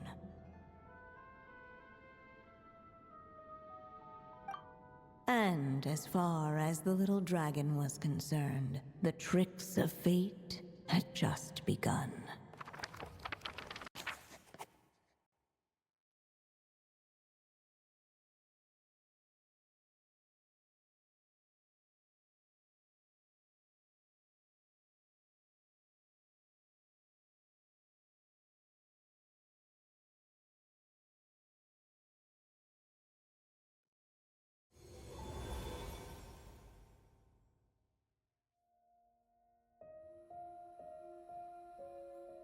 So, Durin's wish came true, just like it did before. If this story was written by my mother, then surely that was the last chapter we just completed. Oh yeah! So, in other words, we finished it. Looks like that's a wrap on Alice's task, and there's even some ink to spare. Guess we'll have to wait for her to make contact, like she said.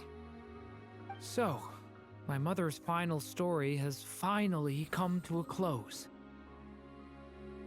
Sounds like you're a little sad to see it end. Back when I was still living in Simulanka, I was always under the illusion that my mother had never truly left. Every day I spent immersed in that world. It felt like she was right there by my side, still reading me bedtime stories. But now... Durin.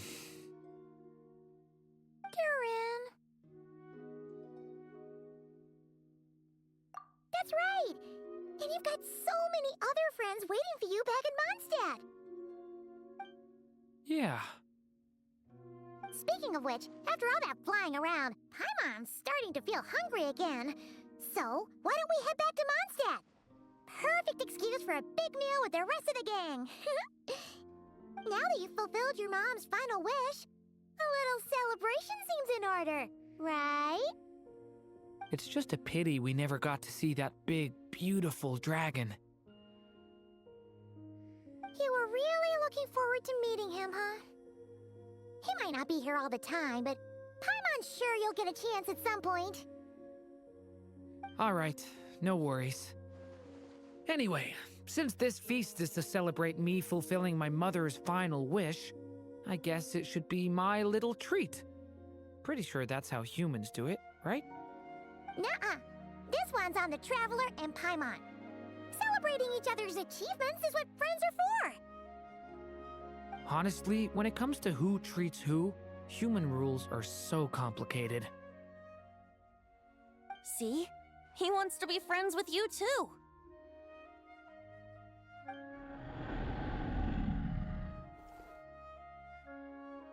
But the moment hasn't come. At least not yet. In any case, the story should have a better ending this time, don't you think?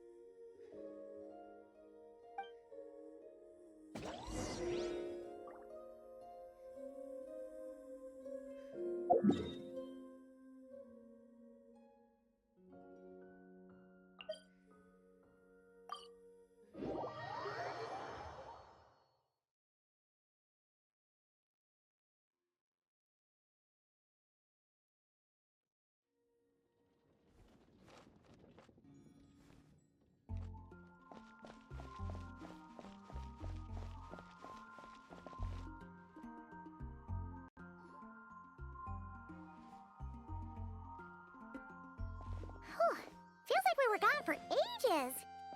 Hopefully, everyone's still here. So, your adventure was a success, huh? Want to grab a drink to celebrate? Absolutely not. No booze allowed. This honorary knight, Durin! I want to hear all about your big adventure.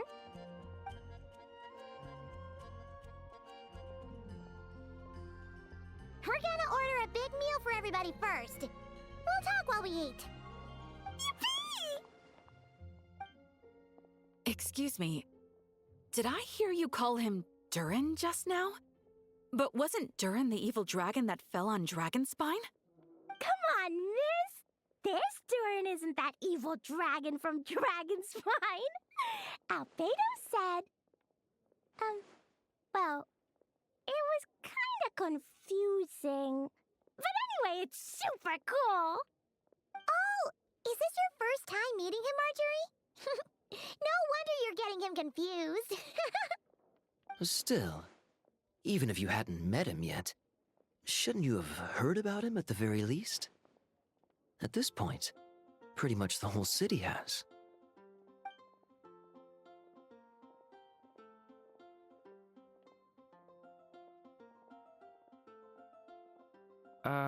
Why is everyone... So, what exactly is his connection with the evil dragon? Wait, but those horns on his head... Surely he's not a...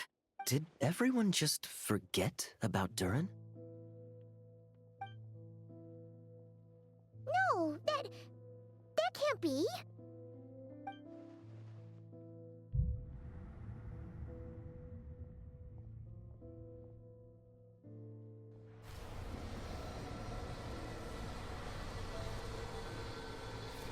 The tricks of fate had just begun.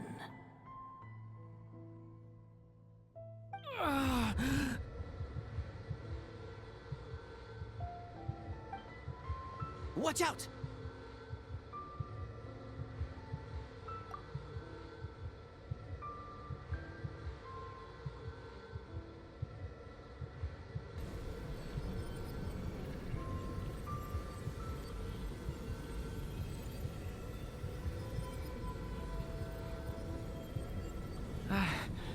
No one got hurt. Did they? Durin! Durin!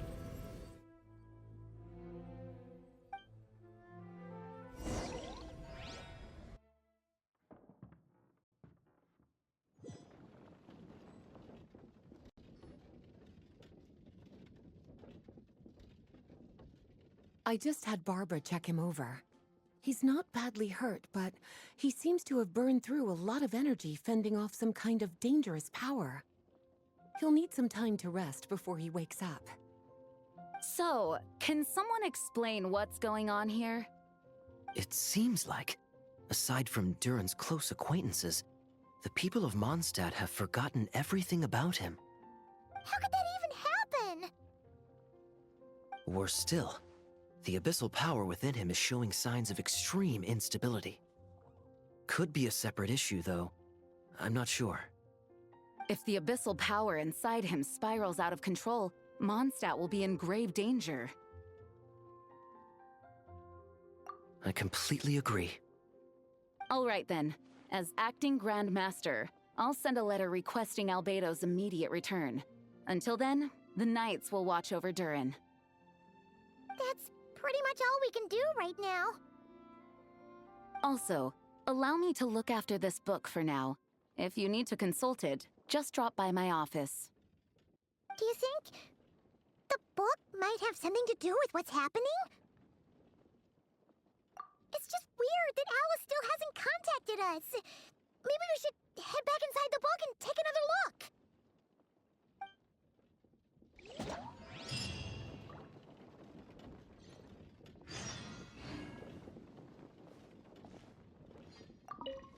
No need to worry. He's stable for now.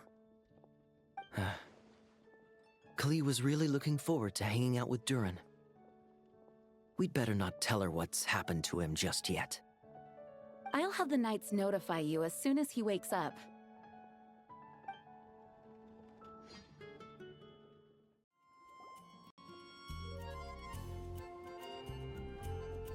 Jean! Hello, you two. I'm glad you got my letter. Durin's awake and waiting on the bench over there. I'm here if you need help. Just give me a shout. Don't worry about us. We'll be fine. Oh, hey, you two.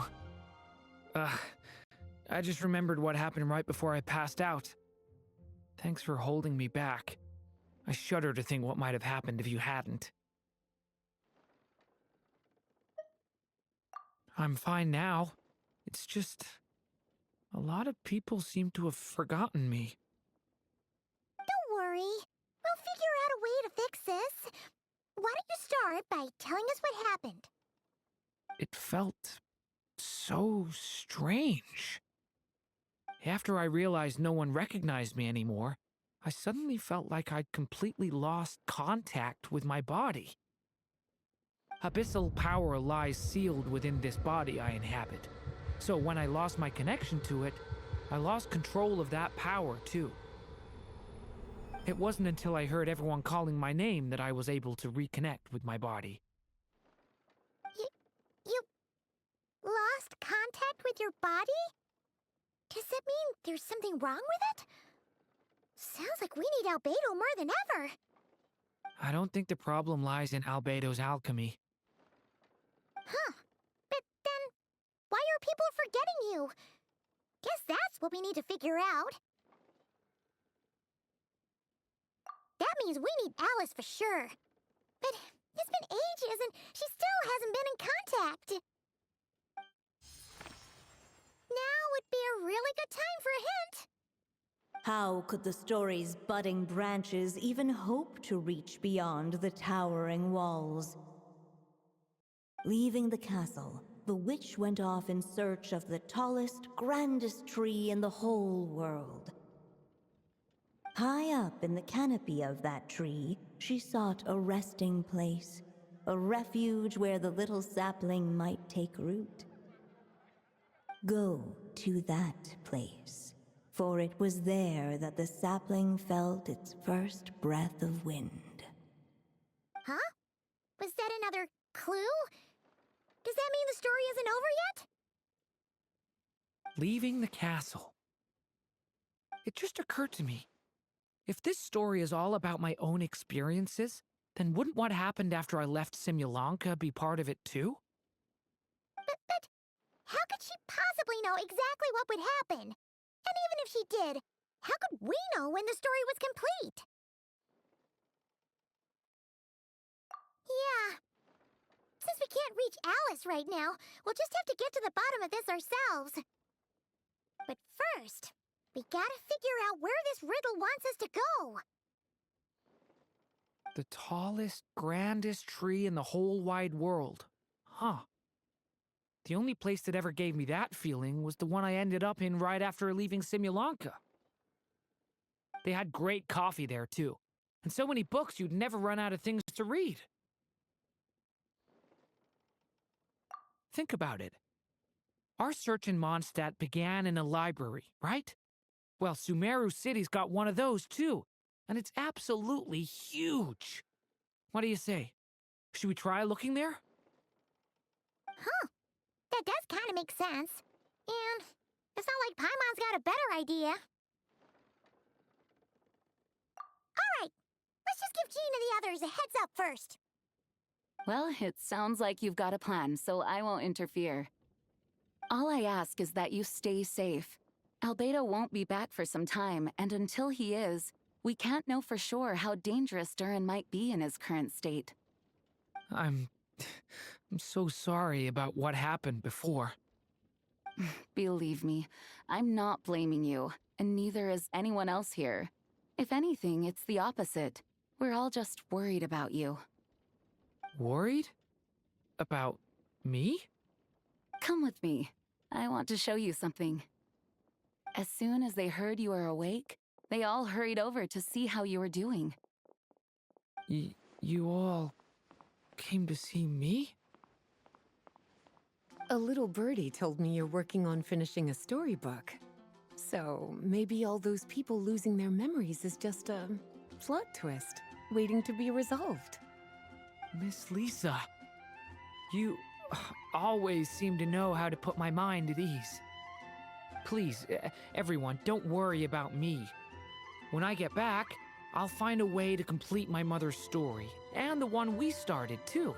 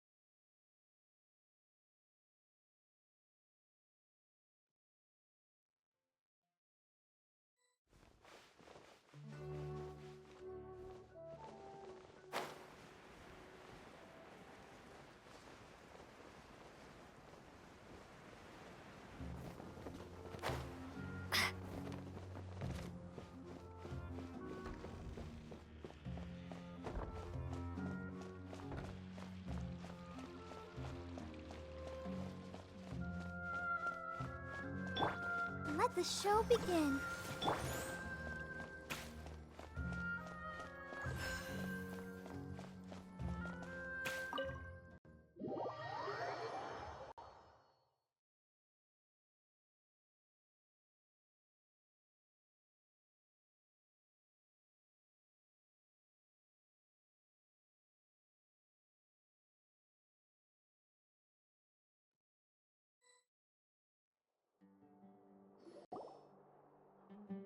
Whew. After the library hunt in Mondstadt, it's not as if Paimon was expecting this to be easy. But this... yeah... this is something else. Where do we even begin? Even the clue this time seemed kind of cryptic. Yeah. Guess the best we can do is stay on the lookout for more weird things going on.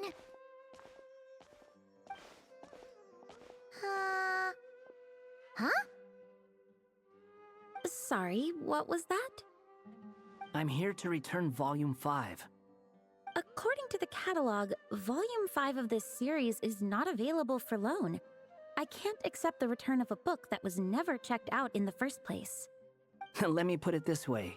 My copy is complete. Yours, on the other hand, is missing large amounts of content.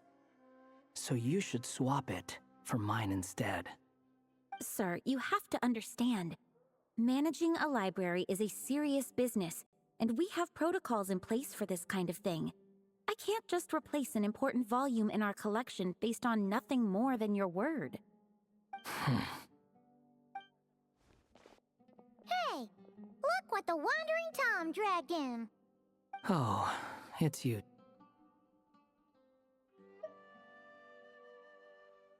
And, what is it you're doing here? I'm a traveling scholar, as you know. Isn't a library the most natural place for me to be? Well, the last time we saw you was all the way in Nodcry. Paimon just didn't expect to suddenly see you in Sumeru, that's all. There were some things I needed to come back and take care of. Some documents had gone missing, so I tracked them down, restored them to the original condition. And now, I'm here to return them. And considering what I'm planning to do next, it feels like a weight off my shoulders. What's going on with you, huh? You look like a kicked puppy. Hat guy. Ah, at least you haven't forgotten about me. What's that supposed to mean?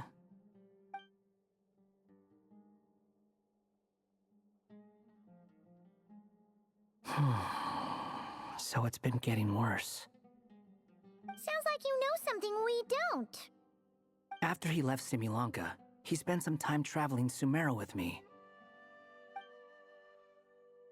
I was working on several texts at the time, and I stumbled upon something strange. Anytime Durin of Simulanka was mentioned, before long, the record would disappear. Which means, all the remaining records on Durin are about the evil dragon that fell on Dragonspine. How did you even discover that? If I remember correctly, Hat Guy loved the time he spent in Simulanka so much that he started writing a travel log. That's besides the point. The fact is, you're not affected by the ley lines of this world. I'm sure you can grasp the implications of what that means. His case is different from mine. It's more like the world itself refuses to accept his existence. It started with a few written records, but now, it sounds like it's spread to people who never met him or didn't know him well. At this rate, the whole world might forget him altogether. The whole world? But that includes all my friends in Mondstadt, and even Hat Guy, too. So that's what you've been worried about all this time? Why didn't you just tell me? There are more important questions right now, like figuring out how to fix this.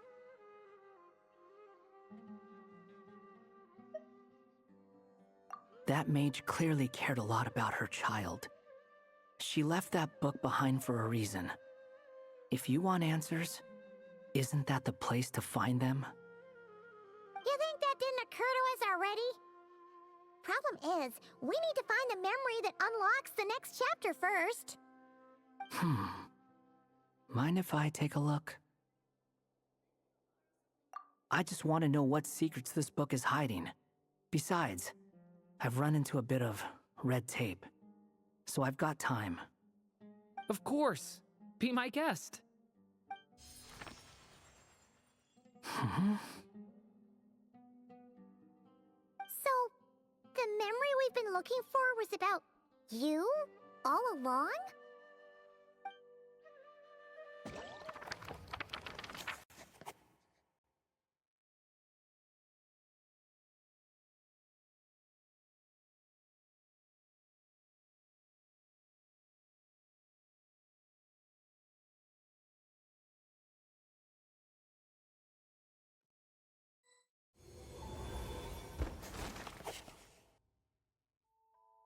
The little dragon became companions with a stray cat with dark blue fur.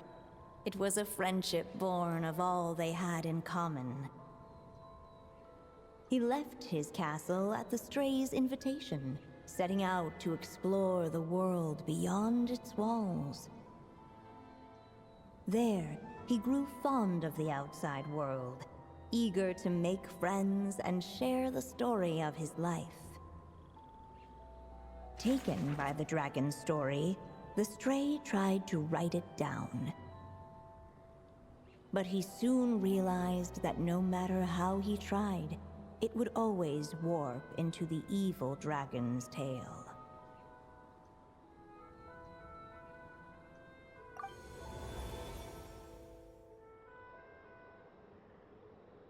So, this is the world where this chapter takes place? Looks like we're at the top of some kind of gigantic tree. This one must be about what happened to me when I first arrived in Tevat. No wonder the memory that unlocked it was about Hat Guy. Most of my memories from that period were. Hold on. Anyone want to explain how I ended up looking like this? Maybe you've become a character in the story, too.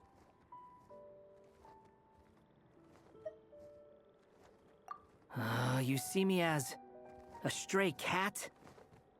A wandering Tom, to be exact. You should count yourself lucky. Of all Durin's friends, your character is by far the most memorable.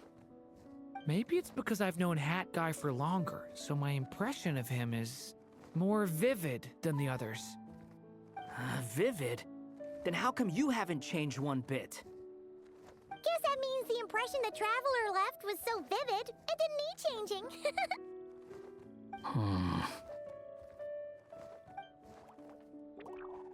Hello, everyone!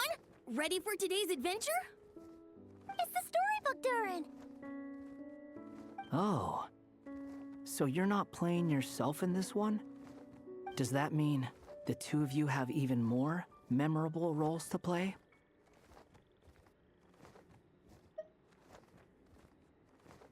Where are we going today, kitty cat?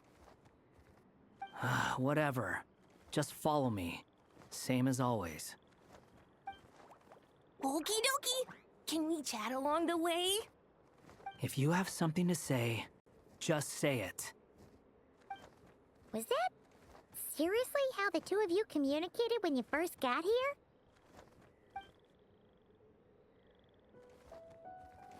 Yep. Anyway, how do we get ourselves out of here? Usually, the narrator gives hints to help us figure out what to do. Speaking of which, about time we got some of those, don't you think? The story's vines had woven themselves together into a giant tree, the boughs of which a little storyless dragon now paced, homeless among its leaves.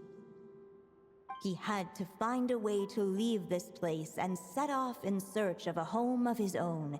If he stayed, the world would erase him from its memory altogether. To leave this place? But where am I supposed to go? The little dragon felt completely lost.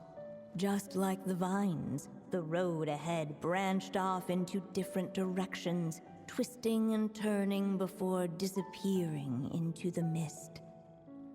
But as luck would have it, a prophetess waited up ahead. Perhaps she might know where each path might take him.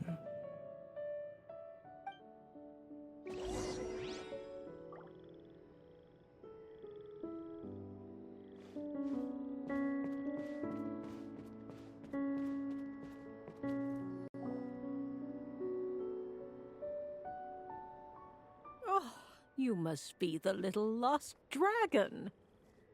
It's true. My friends and I are lost. This meeting was no accident.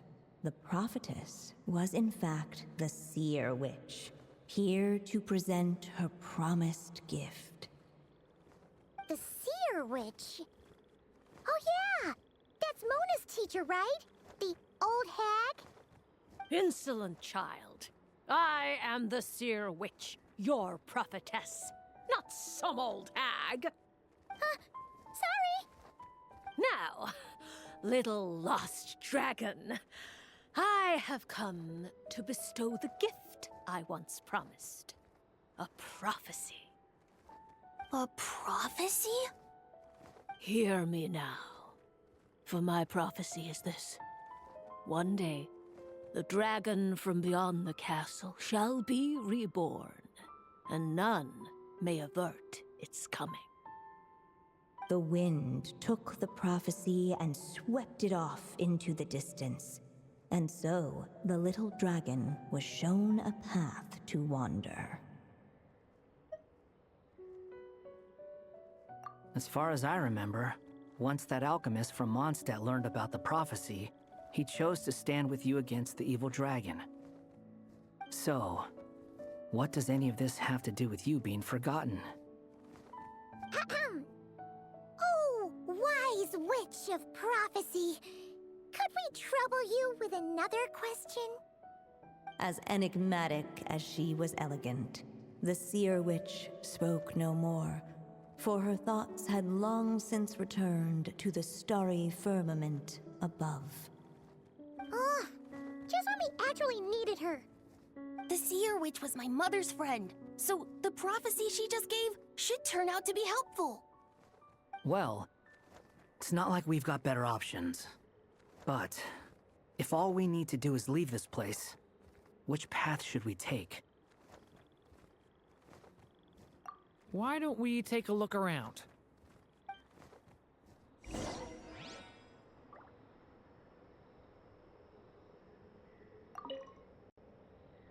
As enigmatic as she was elegant, the seer witch spoke no more, for her thoughts had long since returned to the starry firmament above.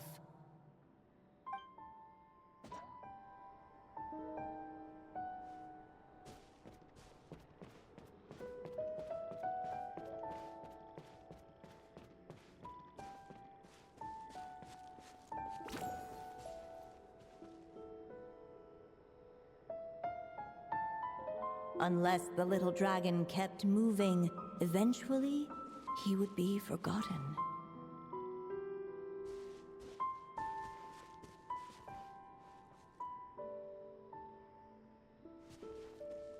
Huh.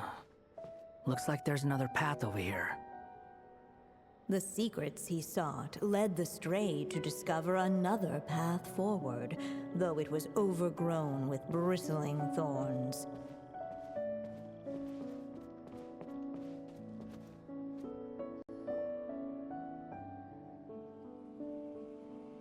It seemed to lead away from this place, but each time he tried to follow it, the branches of the tail sent him back to the start.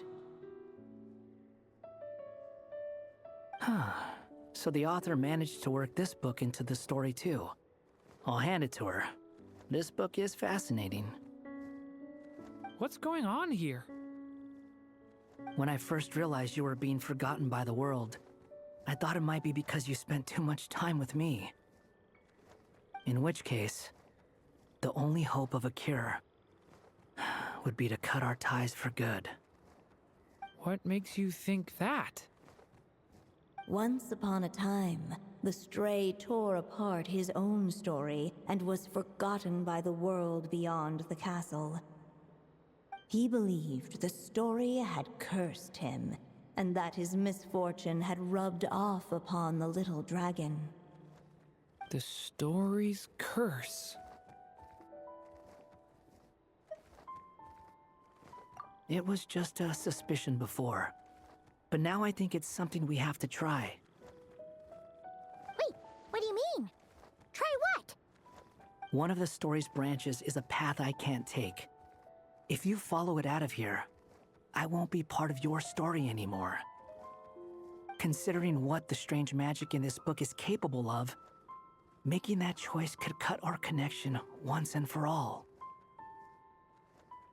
As long as there's a chance it might work, it's worth a try. He's not like me. He deserves for the world to remember him.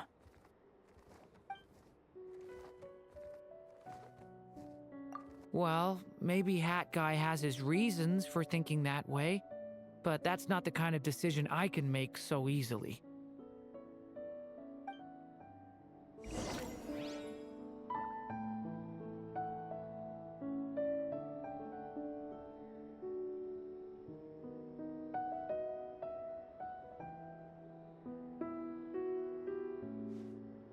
It's what my stray cat buddy thinks is best anyway.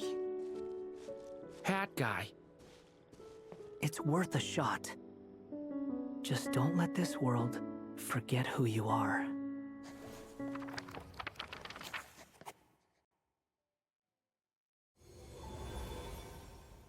The little dragon left along the path his companion could not take, and from that point forth, the stray was no longer part of his story. Yet his memories of the stray were an indispensable part of his tale. With the stray gone, the story lost the very spark that had first set it in motion. In the end, the little dragon's story faded into nothingness, and in the world beyond the castle, only the evil dragon's tale endured. Who am I? Is this me? And so the story ended, with the little dragon fading from sight, leaving nothing but the evil dragon's shadow in his place. Oh no! But Durin! Ugh! Way to go, Hat Guy!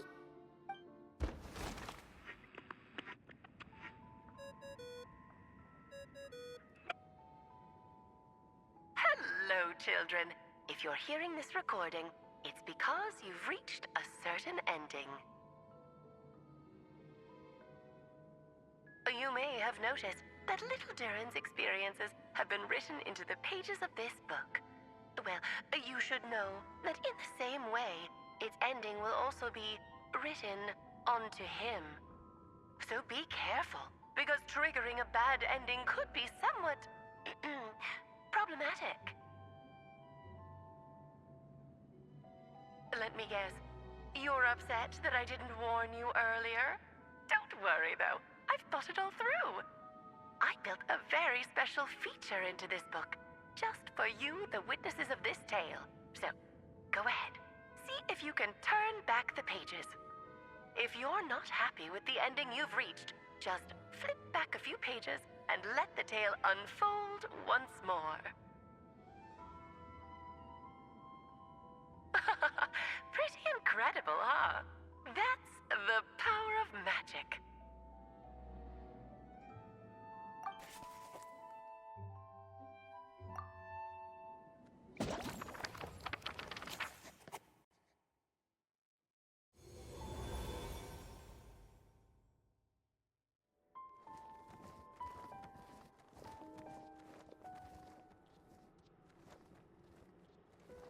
What are you even talking about? Hurry up and pick a path so we can get out of here. Let's pick one together. Sounds like the others aren't aware of what just happened. But Paimon's not sure how we'd even explain it. Guess all we can do is warn them if they're about to choose wrong again.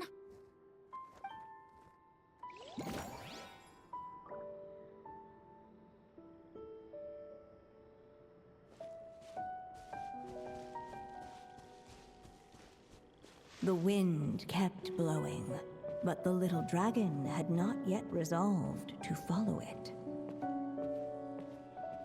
Before him lay a foggy path, and where it might lead he could not tell.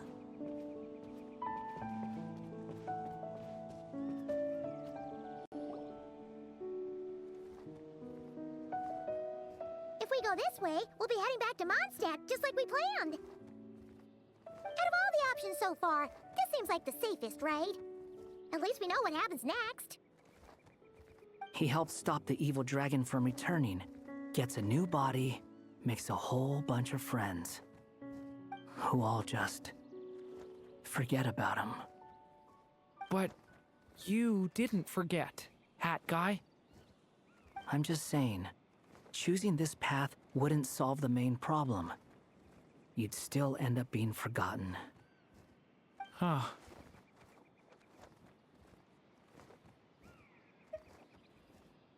I'm not against choosing this path. I just wonder what secrets it might be hiding. Let me think about it.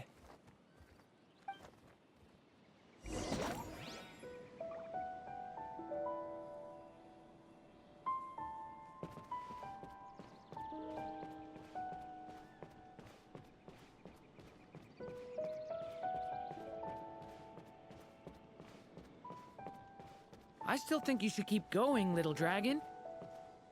If you leave the castle, you can accomplish something amazing and make a bunch of friends along the way.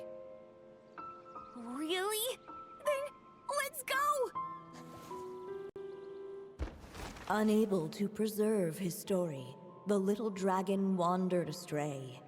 Fortunately for him, a certain prophetess had left behind a prophecy to guide him. The wind took the prophecy and swept it off into the distance, and so the little dragon was shown a path to wander. Following the wind's guidance, the little dragon made his escape. In turn, the prophetess affirmed the little dragon's choice, leaving an extra secret as her parting gift. Now that you've made up your mind, I shall keep my promise by explaining Fate's little trick. Long, long ago, the gods of the high heavens gave the world outside the castle a magic of its own. They called it storytelling. It was a magic of almost unshakable power that governed how people met, grew close, and understood one another. Each person had a story meant for them and them alone. one whose ending was written in the heavens long ago. In truth, your story and the evil dragons are simply two versions of the same tale, and that is something the magic of storytelling cannot abide. Beyond the castle's walls, your story cannot take root, for the evil dragon's tale has done so already.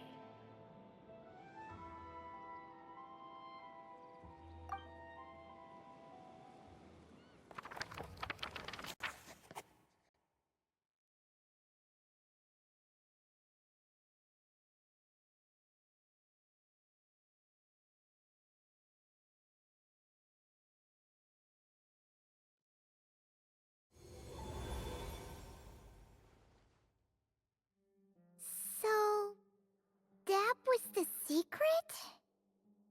Huh.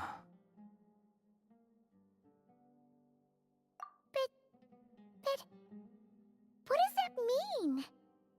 You still don't get it? Simulanka Durin and Tevat Durin share a special kind of connection. Their fates are mirror images of one another. While they were in two separate worlds, there may have been some mutual influence, but their fates were independent. But when Simulanka Durin came to Tevat, a version of his fate already existed there. So, how can two fates exist at the same time? The answer is, they can't. The rules of this world don't allow it. You can't return a book you never checked out in the first place. So, what's Durin supposed to do? Those mages seem to have come up with quite the ingenious solution.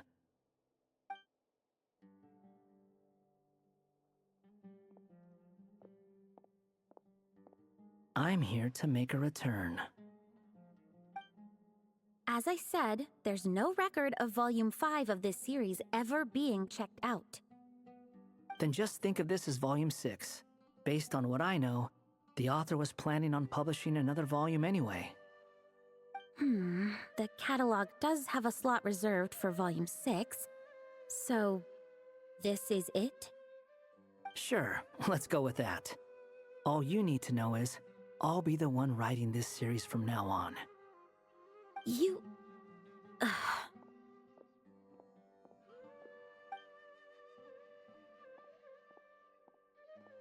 are you up to this time? Remember the red tape I mentioned before? Well, I just took care of it. Now, I guess you'll be off to see your alchemist friend? It should be pretty obvious by now. He has the answers you're looking for. Well, we do have a whole bunch of things to confirm with Albedo, that's for sure. But didn't Jean say he'd be gone for quite a while? I'll join you. Just let me know when it's time to go. Hat guy? Don't sound so surprised. I'm part of this story too, aren't I?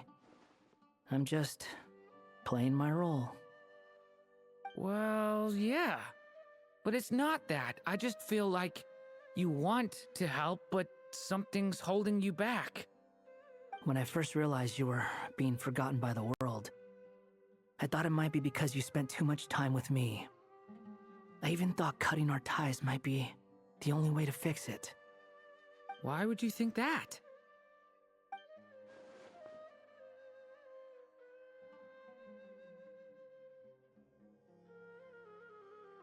It doesn't matter now.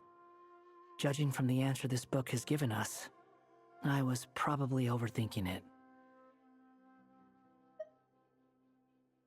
Just as well, with the ley lines rejecting him like this, the people who still remember him are his only remaining connection to this place. If that last fragile tie was broken, who can say what devastation his unbound body might unleash? And to think I'm one of the people keeping you here, instrumental in helping change your fate. Can't say I saw it coming. Well, if it's good enough for Hat Guy, it's good enough for me. After all, he is about as odd as humans get.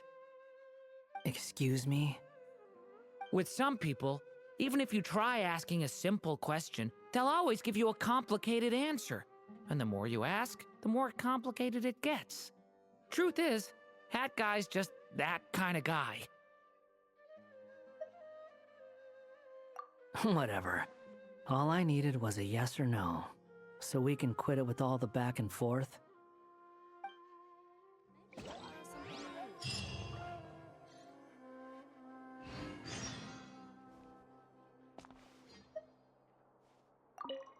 If you feel like stepping back into the story, just come find me.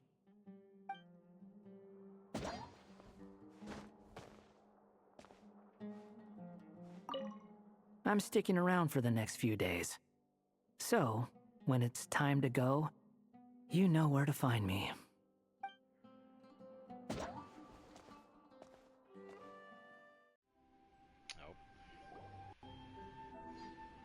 So this is the other Durin, huh? This is the other Durin. If this had been the dragon that ended up being revived in Mondstadt, there's no telling what kind of calamity that people would have had to endure.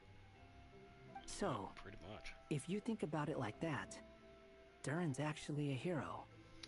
And you just thought you'd be nice all of a sudden? No, I'm just a little envious, that's all. Not everyone gets a chance to be a hero. Hey, it's Albedo. Actually, most of the credit belongs to Albedo. Then again, barely anyone even remembers you at this point. So I guess there's not much left to envy.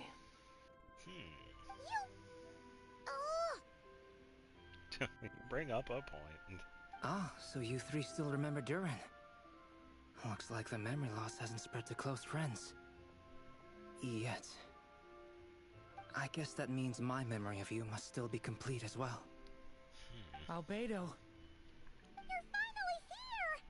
Oh, boy, do we have a whole pile of questions for you! Yeah, it's been a week. Where have you been, Albedo? Oh, you're here too. I think I've pieced together some of what happened to him. But what's your take on things?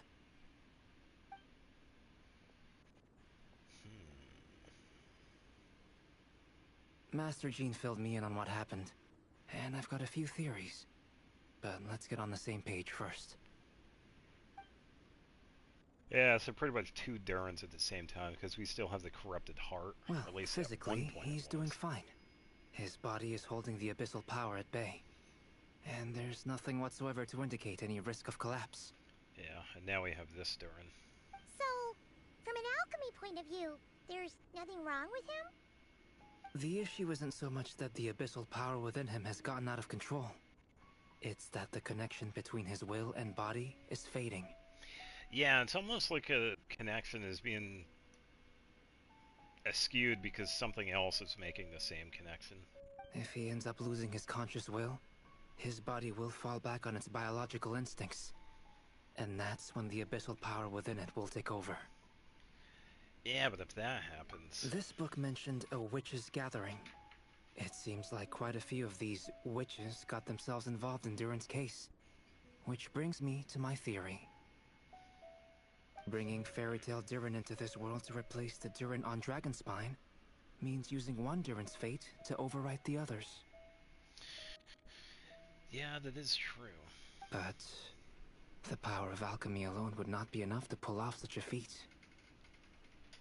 It would have required the combined use of Miss Barbeloff's astrology, my teacher's alchemy, and Aunt Alice's magic. After learning of Miss Barbeloff's prophecy, Durin and I finally came up with a way to settle the Dragonspine Durin problem for good. I'd say probably destroying the Dragonspine Durin, maybe. And I took care of the alchemy side of things, which, looking back on it, seems to have been a part of their plan all along. Probably. So now, there's only one thing missing. The magic, right? As for the fate theory our friend in the hat just mentioned, I still can't figure out how any kind of magic could possibly influence the fate of Teyvat. But I'm certain that the answer lies within this book. To the book. So, the reason Alice had us complete this book was to make that magic possible? A form of magic powerful enough to rewrite fate itself. Well, we've no time to lose. I just need to take a look at the book. The next part of the story most likely relates to me. So the memory that unlocks it must be connected to me too. Yeah, that makes sense. Because the last one was with Skara. Huh? And he's right. The giant tree was home to a broken branch, the shape of its splintered arm aligning perfectly with the branch that had burst forth from the castle walls. Join yourself to that broken bough, for there you may take root at last, and henceforth bask in the sun and rain of the world beyond the castle. But first, fetch the stickiest clay and let it bind the scar of the break. I see.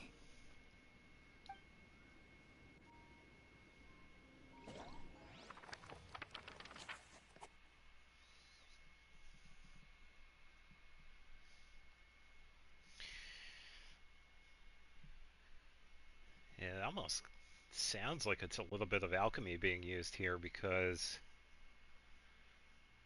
it kind of reminds me of putting a golem together, and you use clay for that. It's in a sense alchemy. Guided by the breeze, the little dragon arrived at an alchemist's workshop. There he was Nice. greeted by a clay figure, a child molded by the Sage Witch's hands. Though gentle in appearance, he had inherited his mother's cold, sharp wisdom. And he was determined to avert the calamity the evil dragon would bring, and so was his helper, none other than the little dragon himself.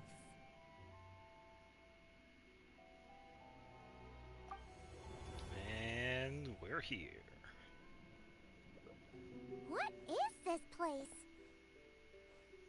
It looks like it's modeled after an alchemist's workshop. Pretty impressive Or workshop. rather, a cliched stereotype of one. Oh, he changed. He's gonna be looking like something else. Albedo? Hold What on. is he? Why do I look like this? Oh, yeah! We forgot to tell you. Basically, the characters in the story are reflections of how Durin sees them. Oh yeah, that's pretty good. He looks like one of the Simulanka people. At least you're still human-shaped? Well, since Cat Guy has taken on a different appearance too, that must mean the two of us are both characters in the story. That's correct. But you, Paimon, and Durin haven't changed at all. You must be special figures in some way. Yeah, we're outside the rules of Teyvat, so the rules don't apply. I'd like to know more about that too. But seeing as none of them can explain it, let's just concentrate on moving the plot forward. Let's take a look around. I pretty much did explain it. That is true, yep. Oh, she has every reason to be suspicious.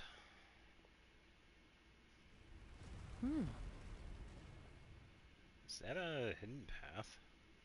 And just like that, the group stumbled upon a hidden passageway.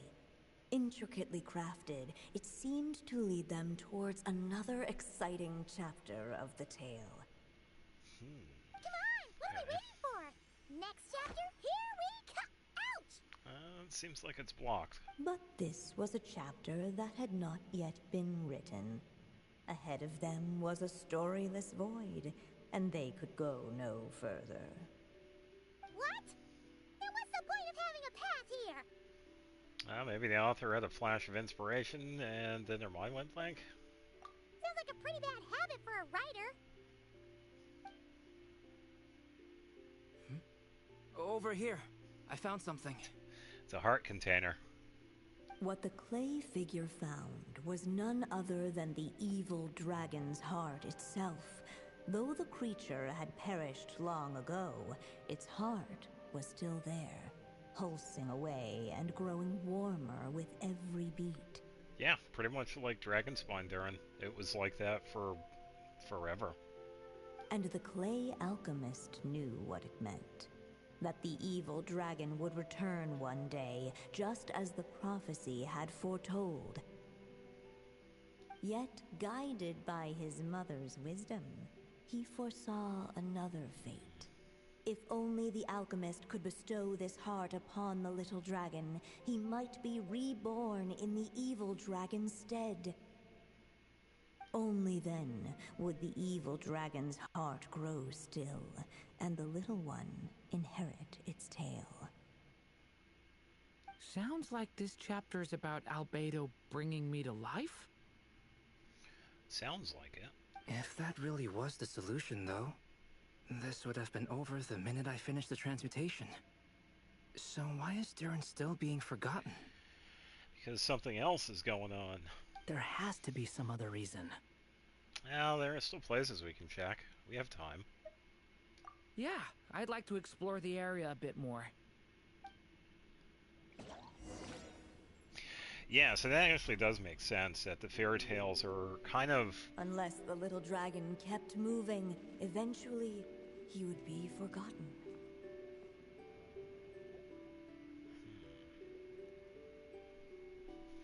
Yeah, because it's almost like the fairy tales are a sort of, well, the sort of part of Tavap, or the kind of like on the sidelines, or in the background.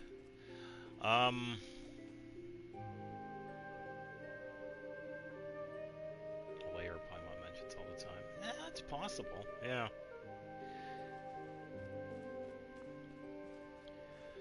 So, based on this, I'm guessing the one right here, the -1, this one's going to be like a multi-part one. I feel like the -3 is going to be the ending, so I am kind of curious if we do this, because I kind of want to get... I want to see all the endings, so I'll observe this one.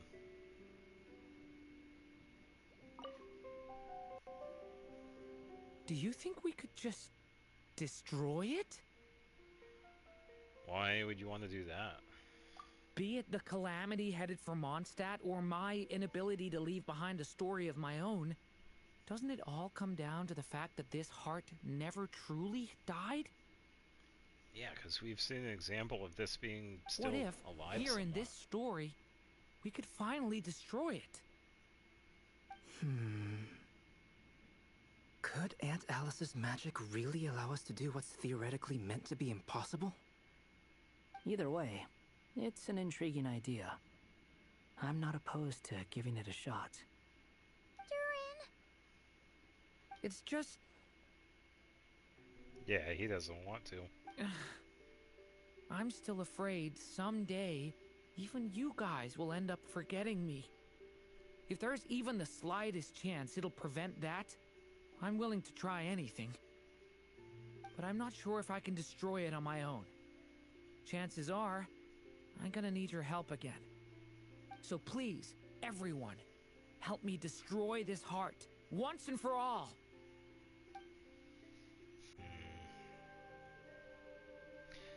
Yeah, I feel like this is probably one of the bad endings, and this is kind of similar to the previous chapter. No spoilers, but you probably already saw it by the time you see this.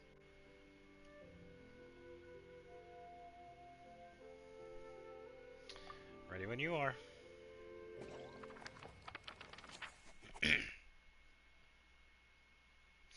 No. With the help of his friends, the little dragon destroyed the evil dragon's heart, using up every last ounce of his strength. Yeah, I'm guessing this is probably one of the bad endings. In his eyes, this would ensure that his story and his alone remained in the world beyond the castle's walls.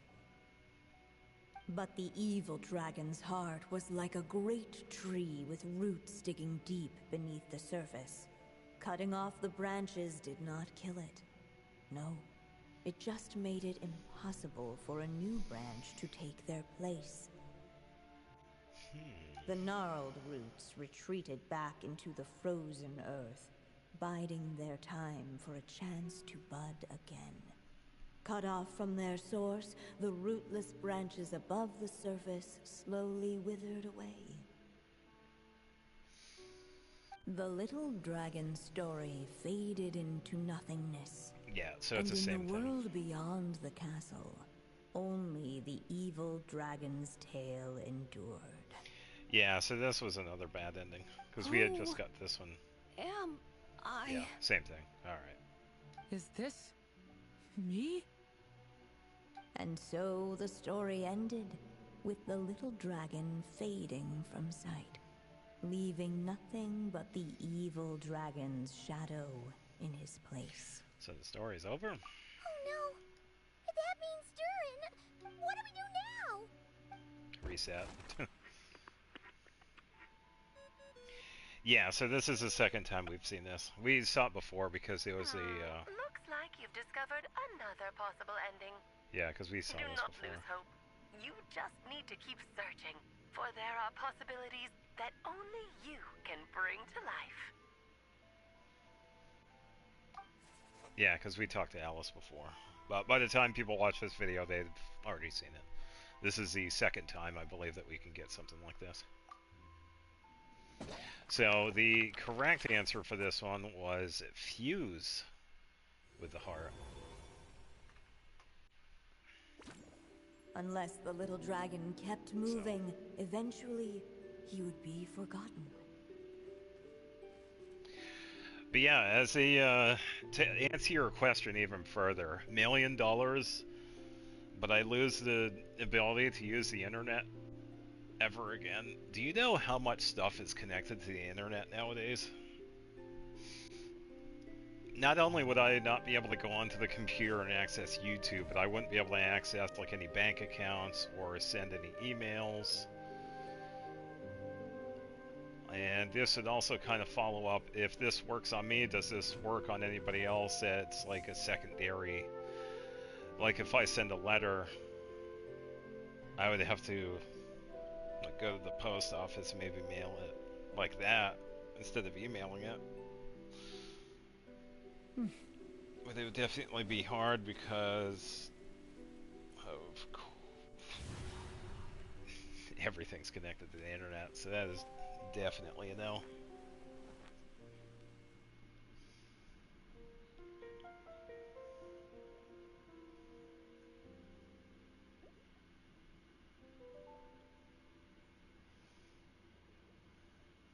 Yeah, I'm not sure. Yeah, this is story quest pretty much plays Each like day is a a new page in my story. I want to savor every scene, every footnote, before I turn to the next one. Thank you, Darren. This has been pretty much like a choose your own adventure, pretty much.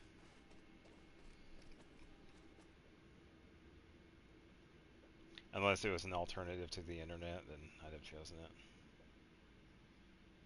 Yeah, but that's the thing, though, that you can't really have an alternate because it would run the same, so it pretty much would be the internet. And it's because everything is so connected to the internet.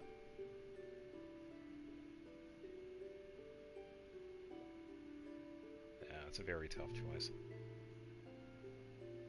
But yeah, when it comes to, I also wanted to talk about Skirk too. I've found that, yeah, a big reason why Escoffier is so good with Skirk is that Skirk is a little bit stronger with Frozen than with Melt. That's why Escoffier is so important in the Skirk team. I still have so much to learn about human Yeah, sure thing. interactions. Like, We'll be here where for a should while. I put my hands when I'm nervous? I just really want to make friends with everyone. Yeah, and when I'm making a video, I'll just cut some of this out so I can edit it. Alright, back to Fuse with Hearts. So let's do this. Oh, we can actually talk to Albino. Let's talk to him first. The evil dragon's heart continued to beat, as if waiting for the little dragon to accept it as his own. Oh, unless it was the same anyway. Looks like we have no choice but to get this done. Whatever happens next, Durin is going to need all of our help. Is everyone ready? Oh, it's just observing. We're ready.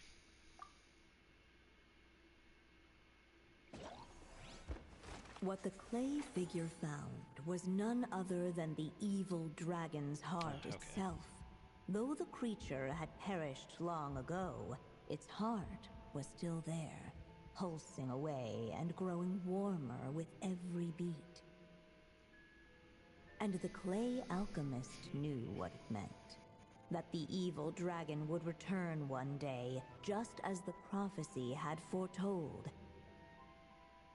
Yet, guided by his mother's wisdom, he foresaw another fate. If only the alchemist could bestow this heart upon the little dragon, he might be reborn in the evil dragon's stead. Only then would the evil dragon's heart grow still, and the little one inherit its tale. At last, the little dragon accepted the evil dragon's heart, and a new life came into being. The evil dragon's heart beat in his chest, and the little dragon's soul guided him forward. Thus did the prophecy hold true, even as fate had been rewritten, and so was the little dragon born anew. Yeah, pretty much. Finally! A happy ending! That must be the last step, right? Woohoo! We completed the story! That's not done yet, because we're still in the book. Yeah, but then why are we still here? Yep.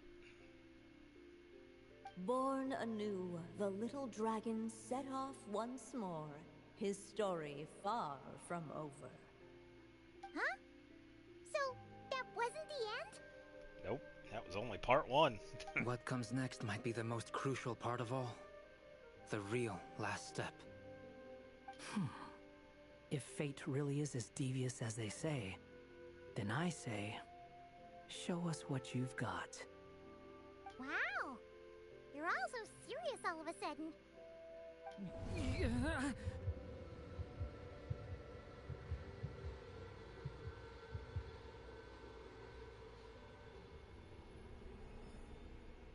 Durin, are you alright?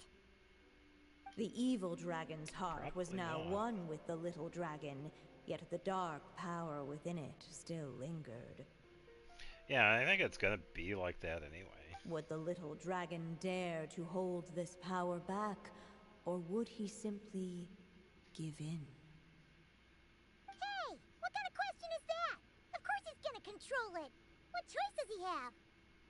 Time is running out.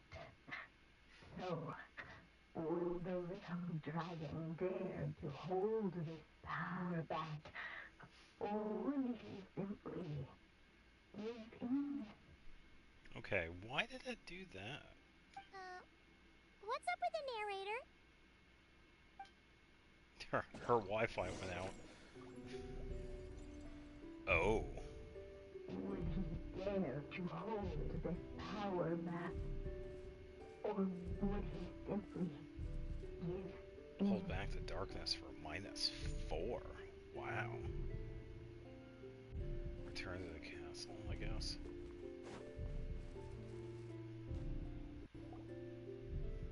Returning to the castle. You seem like you're torn about something. I just never thought crossing over into a new world would create so much trouble. All I wanted was to make some friends. I'm starting to think I kind of miss being in Simulanka. You might look back on it with fondness, but if I were you, I wouldn't miss it. Why? Sometimes, moving on with your life comes at a cost. But that's better than going nowhere at all. You don't have to worry, Durin. No matter what problem you face, there will always be a solution.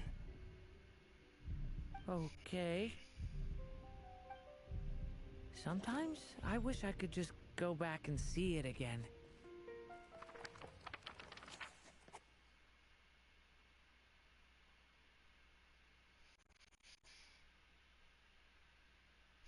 As the little dragon slipped back inside the castle's walls, the clamor of the outside world fell away. Yeah, the answer's got to be here, because I wasn't able... I'm not going to give in. There's going to be There another... was no danger here. No problems for the little dragon to resolve. As soon as his mother finished her story, it was time for the child to drift off into the world of dreams. And so the story ended, with the little dragon fast asleep in his castle. Oh, this is just like he had never even hatched. What's going on? I feel so weak. Hey, what's happening? Durin, wake up! Well, we've reached an ending. But this can't be how it ends. Durin promised to bring back everyone's memories. There's no way he'd accept an ending like this.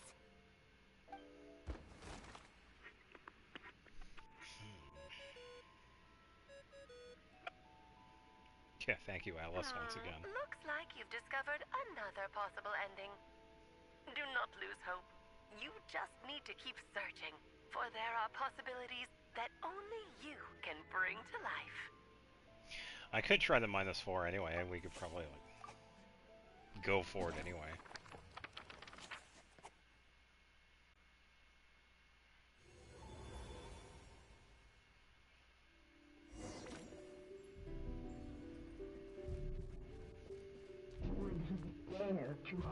Alright, let me go to this one anyway.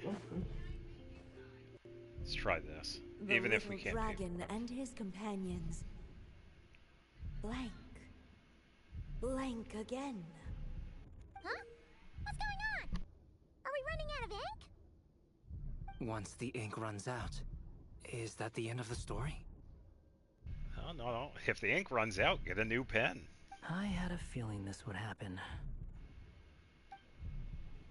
What's happening to the others? Oh. Now that the story's ink was spent, all that lay ahead were blank pages. Okay, different ending.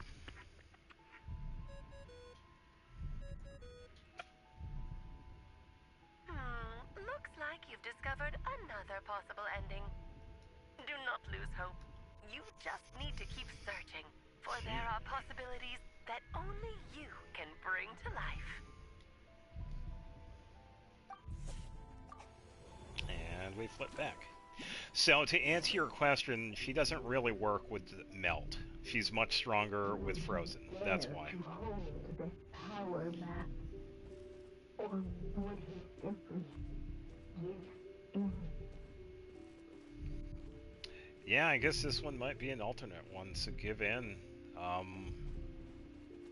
Yeah, I can't exactly do anything else. Unless... Ahead of them was a storyless void, and they could go no further. Are you sure about that? Ahead of them was a storyless void, and they could go no further.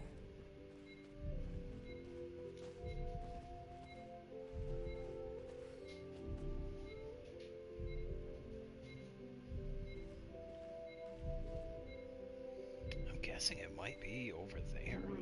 Dare to hold this power. Yeah, unless this is meant to happen anyway. Which is definitely possible. The little dragon was at an impasse, and the dark power within him surged like a tide. Unchecked, the darkness engulfed everything around it, including the little dragon's soul. The little dragon's story faded into nothingness, and in the world beyond the castle, only the evil dragon's tale endured. Is this me? And so Okay, the so we're story pretty much ended. getting this one again. What do we do? It's gonna be something. I'm pretty sure it might be that corridor. Looks like you've discovered another possible ending. Do not lose hope. You just need to keep searching, for there are possibilities that only you can bring to life.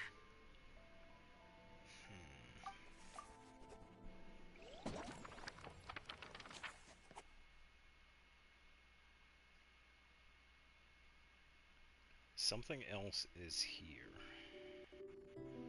Unless that was it. What's going on here? Why isn't the story letting Durin just suppress the abyssal power? Oh, maybe this is it then. Stuck. It's almost like the story doesn't want him to suppress his power, so I think he's probably just gonna have to force to do that anyway. Maybe.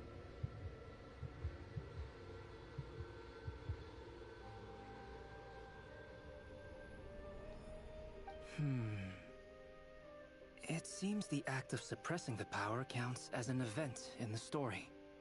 In other words, we would need ink to write it in. Yeah, so why don't we just get more ink? So, what now? Did we use too much earlier? Yeah, I don't think so. How are we supposed to write a happy ending with only this much left? It's possible. It's just not time for the story to end.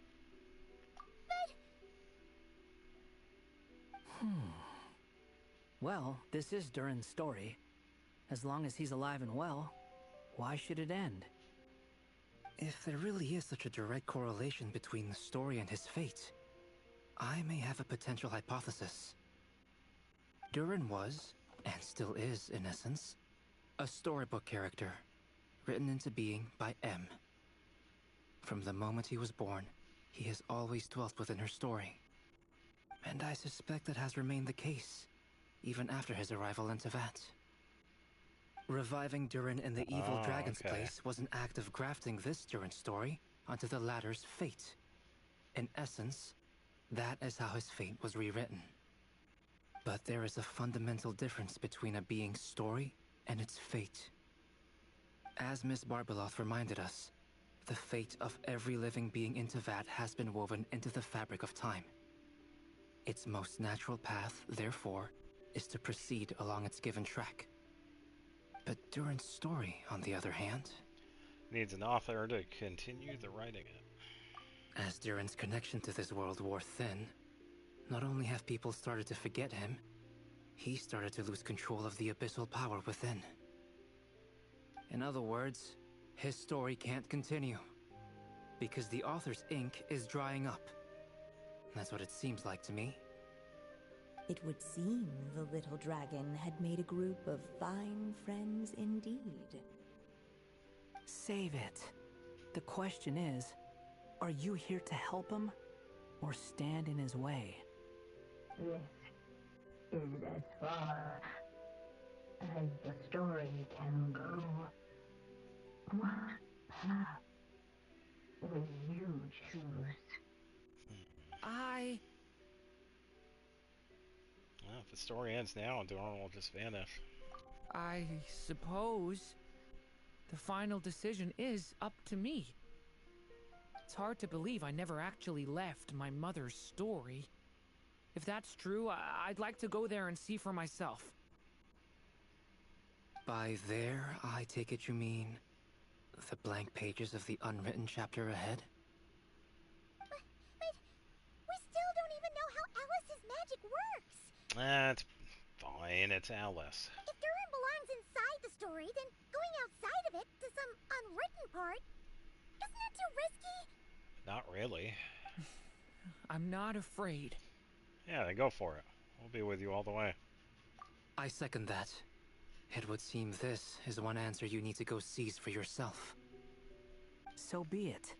Whatever obstacles stand in your way, we'll tear them down together.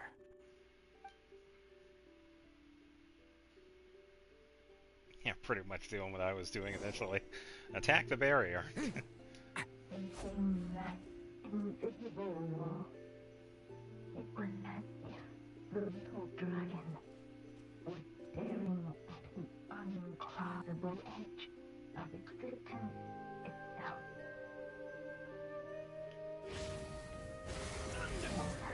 All other dragon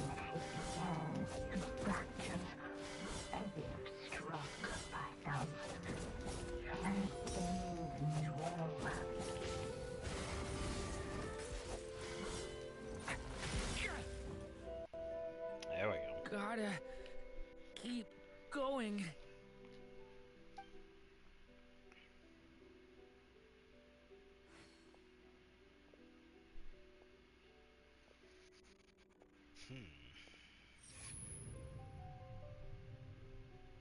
Ahead lies only a stormless void. My consciousness is slipping away. Keep going, Durin. A pure soul is your essence, not an empty void. I feel so weak. Stand tall, Durin. You are not some amorphous idea. The body I made for you is flesh and bone. Yeah, this is really interesting. Am I truly alive? Yes, Durin, but you must keep going.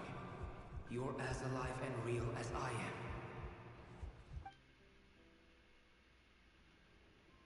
I can't feel a connection. I see. You're not alone in this world, Durin. At the very least, you have me. I can't remember anything. Who am I? Your name is Durin, and there are many who still remember it. My name is Durin. You're taking too long. Come on, Durin, run! In this world, fate waits for no one. Wait! Where am I meant to go? What am I supposed to do? Go make your wish come true, Durin. My wish?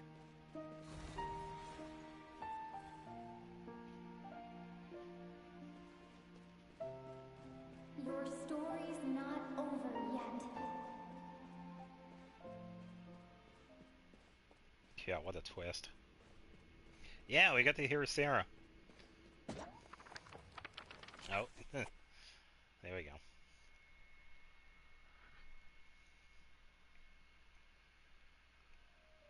Oh, back at the table. Okay. Silence, huh? Have you nothing to say about my proposal? On you. Interesting. Let me get this straight. You want to graft your story onto this unfinished thread of fate, and in doing so, not only rewrite that fate, but allow the story to live on. Oh, interesting. Quite the brilliant idea. Still, the story's survival depends entirely on whether the author keeps writing. Exactly. And the moment foretold by the prophecy is still centuries away. I see. I thought my own ignorance might be the problem. That I'd asked more of the noble science of alchemy than it could ever deliver. Or that I had failed to discern the heavenly signs and grasp the secret truth underlying the prophecy. Little did I imagine that time itself would prove to be the greatest hurdle of all. Well, my friend, this has been a most intriguing experiment. And from an academic perspective, at least, I don't think it was a bad proposal. Someday, the prophecy will come to pass. So remember, my friend, much like the stars themselves, there will always be something that transcends the test of time. Thank you, everyone. You've helped me so much already. But, Alice, I still have one final favor to ask of you. Will you lend me your magic one last time, just enough for me to keep his story alive until the prophecy is fulfilled? You mean you want me to extend your lifespan? No, not in that sense. As Rhindaughter once told me, the laws governing life and death are among the most unyielding in this world. I'm well aware of that. Whether it lasts a day or an age, the span of one's life is determined by fate alone. If I tried to breach that law by force, I'm afraid I would lose what makes me human. This is not a path I want to go down. If I am to die, then I shall die a human. So, what is it that you want me to do? I would like you to send this pen of mine into the future. Ah, so there we go. That's how we get more ink. I see. Then perhaps there really is a way I can help. I could create a kind of story magic to take over the writing once you're gone. Oh, but for it to work, you would need to provide enough of your own words for it to learn from. How much?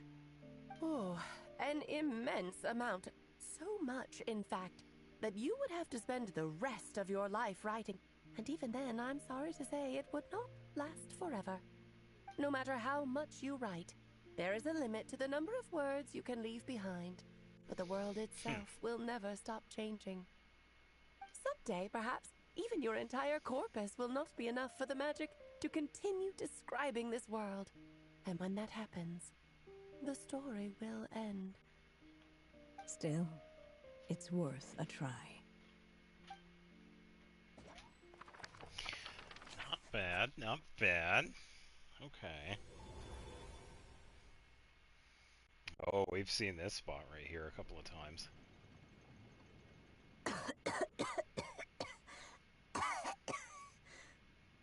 Oh, my dear Anya. Even after all this time, you're still... Look at you. You should be enjoying your old age in peace and quiet, especially now that things are finally returning to normal after that terrible calamity. Once he leaves Simulanka, things will only get more complicated. If his story is to continue, there needs to be more material for the magic to draw upon. I'll just have to skip over some of the less important details. Anya, why do you insist on sending him out of the storybook world? Why must he face his fate into that? Why not just let him remain within the story? With my magic, even fate's curse could be undone and he could live happily ever after. I suppose. In fairy tales, all it takes is a heartfelt wish. And even a wooden puppet can turn himself into a real boy and live happily ever after. A Pinocchio reference. That's just how fairy tales end, isn't it? But have you ever wondered what happens to the main character after the ever after? Very good question. Tell me, Alice, in your eyes, what would be a writer's greatest regret? To leave a story without an ending. Not a bad answer. It's true, many writers come to consider that their greatest regret. But I see things differently.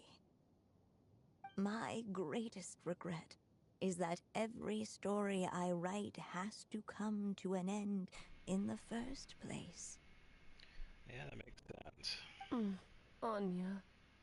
No matter how brilliantly a character shines, the moment their story ends, their potential is lost forever. For them, the story itself becomes an inescapable fate. But what if, instead, I could place my pen in their hand and let them continue the story themselves? Yeah, give him a chance to write his own story. You mean... You said it yourself. I can only leave so many words behind. Even with your magic, the idea that I could keep the story going until the prophecy comes to pass is wishful thinking at best. But I've found a way to use your magic to transform some of my finished stories into a special kind of ink. This ink is a magical medium he can use to complete the story the way he wants to. For what is storytelling but another kind of magic? And if he can experience the whole tale himself while leaving behind his own wishes and aspirations, even once he reaches the chapter where I stopped, he'll still be able to carry the story forward on his own. And so, by leaving him this ink, I can entrust him with the responsibility of writing his own story. A character with the power to write their own story. That way, he'll finally be free from the cage that is my pen. And like anyone else living in the real world, he can go on to create a life of his own. And you no longer need to worry about the constraints of my magic. What a brilliant idea, Anya. Yeah, I kind of agree. Even as strong as Alice is, there are limits to what she can do. But there are still risks. First of all, once he arrives in Tevat, he'll have to rely entirely on the story you left him to maintain his connection to that world. As you gradually hand over creative control, that connection will grow weaker, and at some point, he might lose it altogether. But at the same time, he'll also have the chance to forge that connection for himself. The issue is, this method taps into too many of Tevat's core secrets. Any overt hints you try to leave will be erased in no time. In fact, it'd be hard for you to leave anything at all to guide them. We still have the story itself, though. I can use that to show them the way. It's entirely possible he burns through all your ink, never reaches the chapter you had in mind, and gets stuck roaming the chapters of his past. Yeah, we totally didn't do that. But despite all that, I still believe in what this child can become. His hopes and wishes can be his ink, so he won't be trapped by mine running dry. Oh, what the writer you are, Anya. Your imagination never ceases to amaze. And you do know how much I love a happy ending. You shall have my help, my dear. Thank you, my friend. Well then, my child, do you understand what you must do? Yes, I think I do. It's my turn to keep this story alive. Then what's holding you back? What will become of you after I take up this pen? I will fade away. There will no longer be a reason for me to go on existing.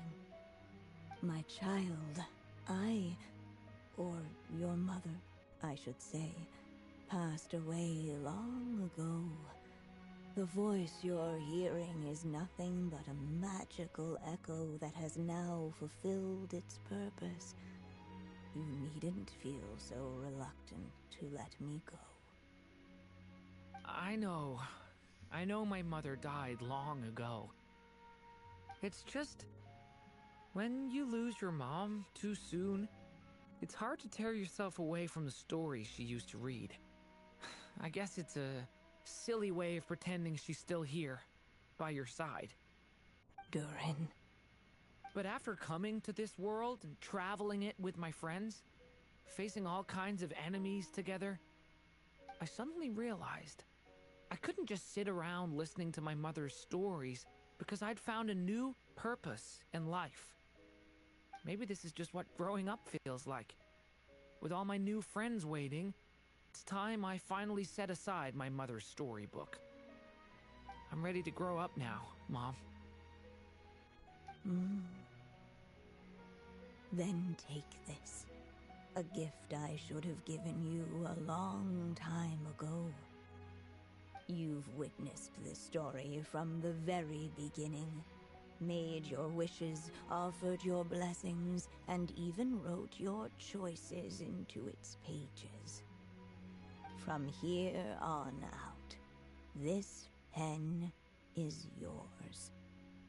Now I ask of you, the other pillar of this story, as both its reader and its witness. Will you turn the page so the next chapter can begin? Turn the page.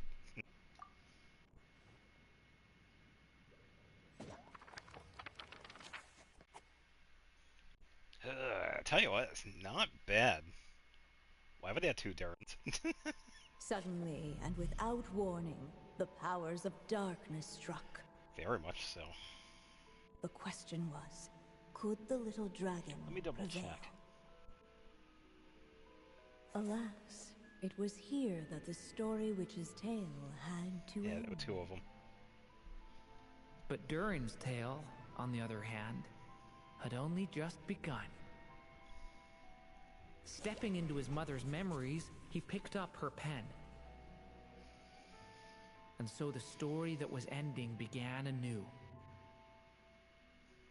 He had made up his mind to challenge the fate that barred the way ahead.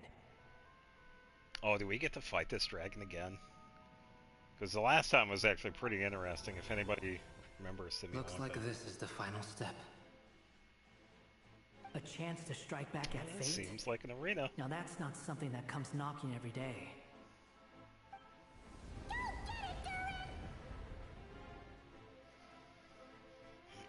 Here we go.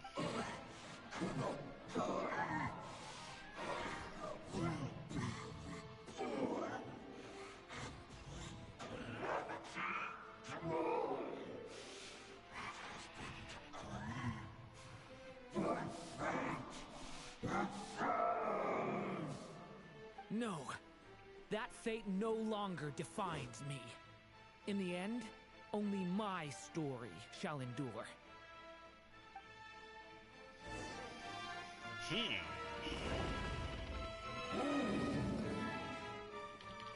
Stay back!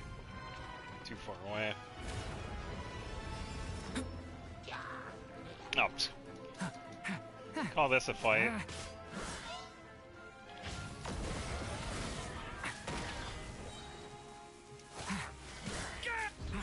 Lament for the end.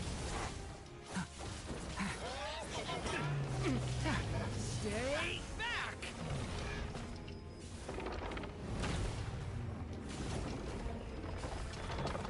I was thinking I could probably hit one of those, but I guess I can't.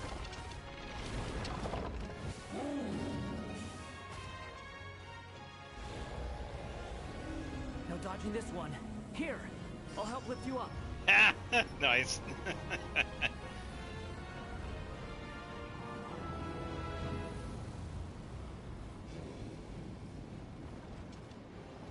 Let's grab one of these just in case.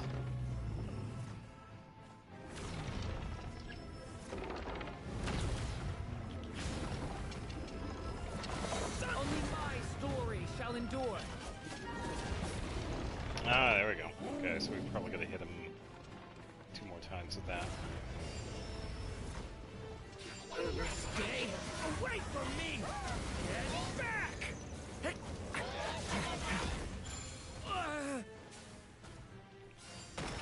Whew! I grabbed that. Devouring claw! Alright. Yeah, they're both assisting. It's really nice. Looks like there's nowhere to hide. Here, I'll cover for you. Why can't Albedo do this when I'm using him?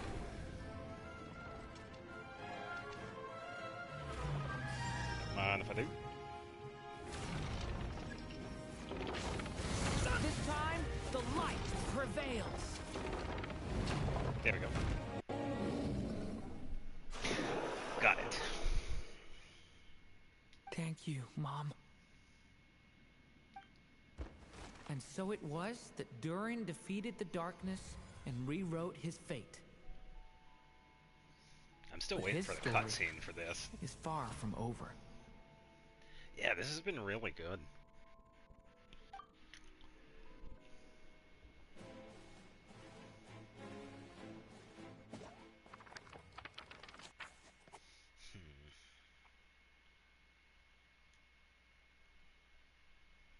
Yeah, I guess we'll see.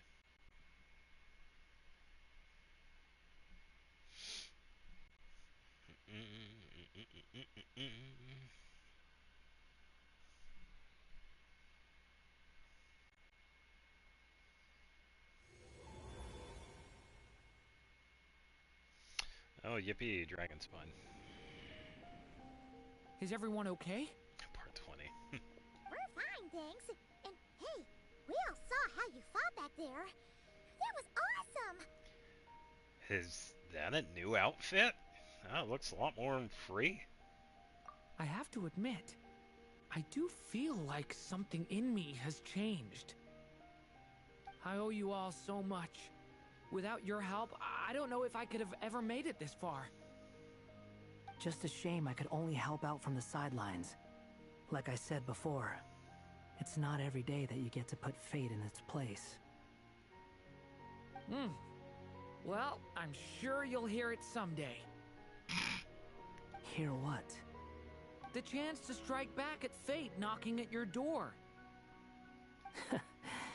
Yeah, maybe someday. Allow me to just check one thing.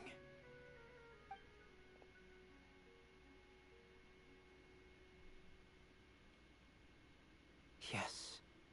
The abyssal power within you has stabilized again. And those strange symptoms you were experiencing seem to have completely disappeared. Oh, thank goodness! We did it! I wonder what it means, though.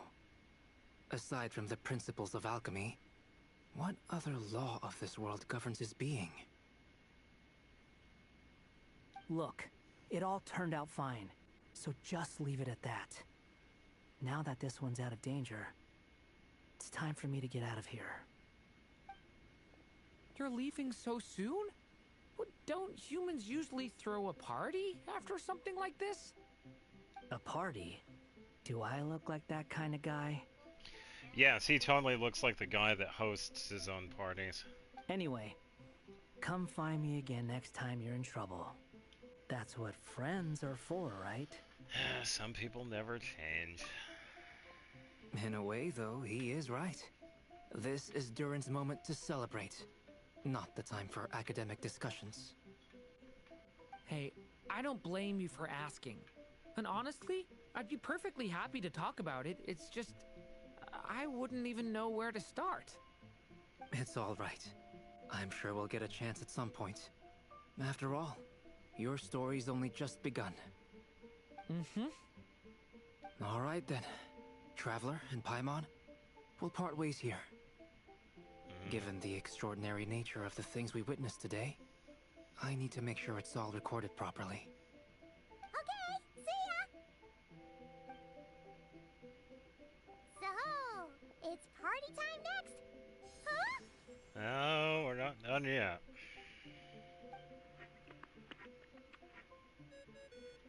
Oh boy. Congratulations on completing your mission.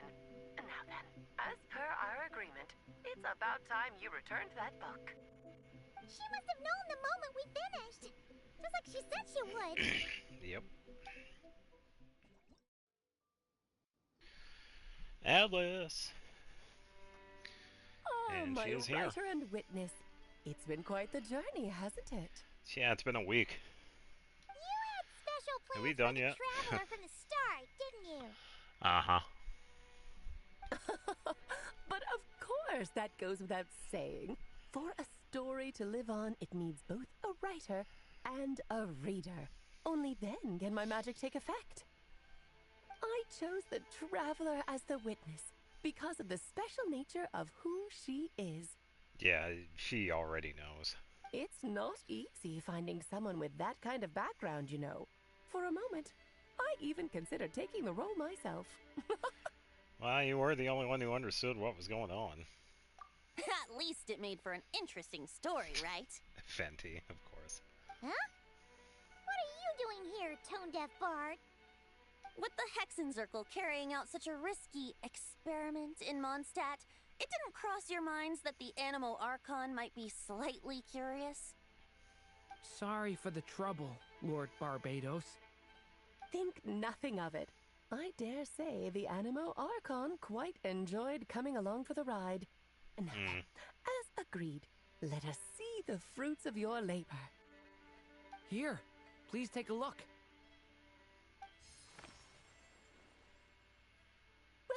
Well.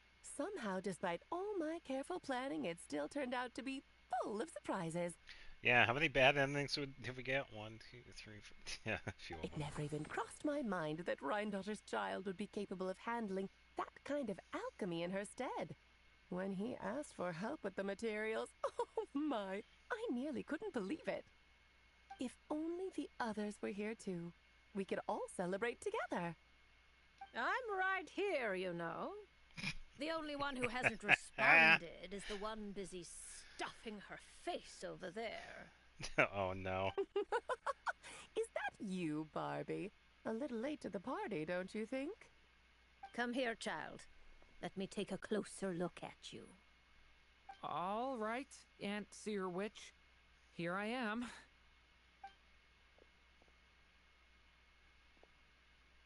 Just as I thought. This child's fate does not appear among the stars. Anya has accomplished what almost no one before her could. What does that mean? It means he's technically outside the laws of Tibet. Child, all you need to know is that you're very lucky indeed. Oh. So, what does that mean? Teacup falls silent. Yep. That's all she had to say, so. Perhaps the Mage's thoughts have already drifted elsewhere. Just like how she was in the story, huh? Oh, something's on Venti's mind. Tell me, little Durin, what will you do next? I, for one, cannot wait to see how your story unfolds.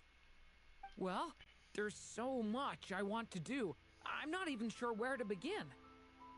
How about settling your most recent regret?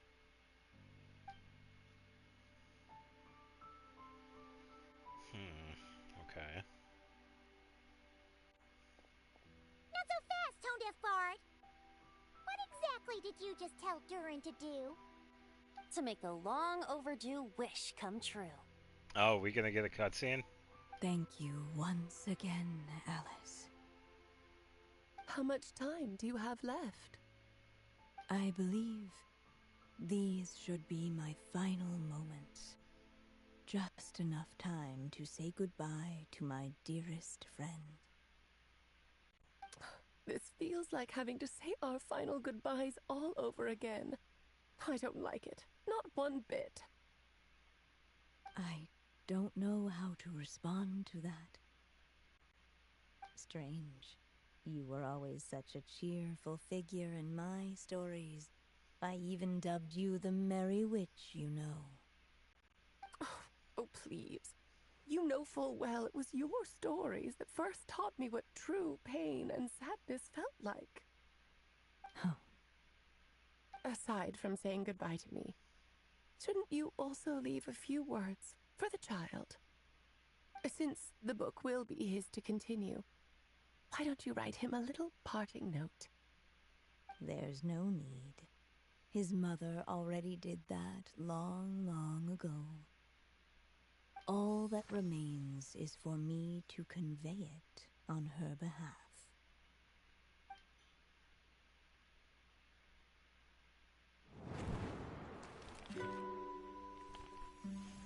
My child, these may be the last words I get to leave you. I've always thought of the characters in my stories as my children, loving each one of them, just like a mother would. But you are the most extraordinary of them all. You alone can defy the fate of this world. and write the perfect ending to my story. You alone shall leave these pages for a future I will not see. Still I say to you, fly, my sweet child. Just like a forest breeze yearns for the open sky, head into the unknown and seek an adventure to call your own. If you meet a dragon bright as 1,000 jewels, dance through the air together. You are not alone, for this world has accepted your place in it. Do not lose heart. You still have many wishes left to fulfill.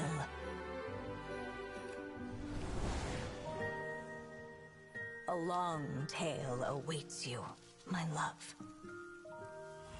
Let songs and flowers be the ink that fills its pages. Take my pen and use it to continue your story.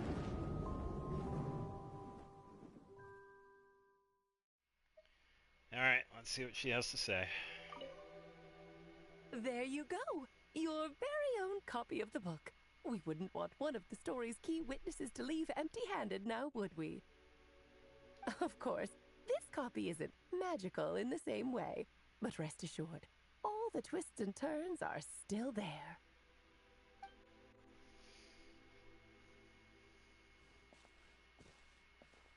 Ah, Venti's over here too. Let's just double check. Okay. Venti. And so they flew together, Durin and Dvalin, over the skies of Mondstadt. Who'd have thought such words could ever have described a happy ending, huh?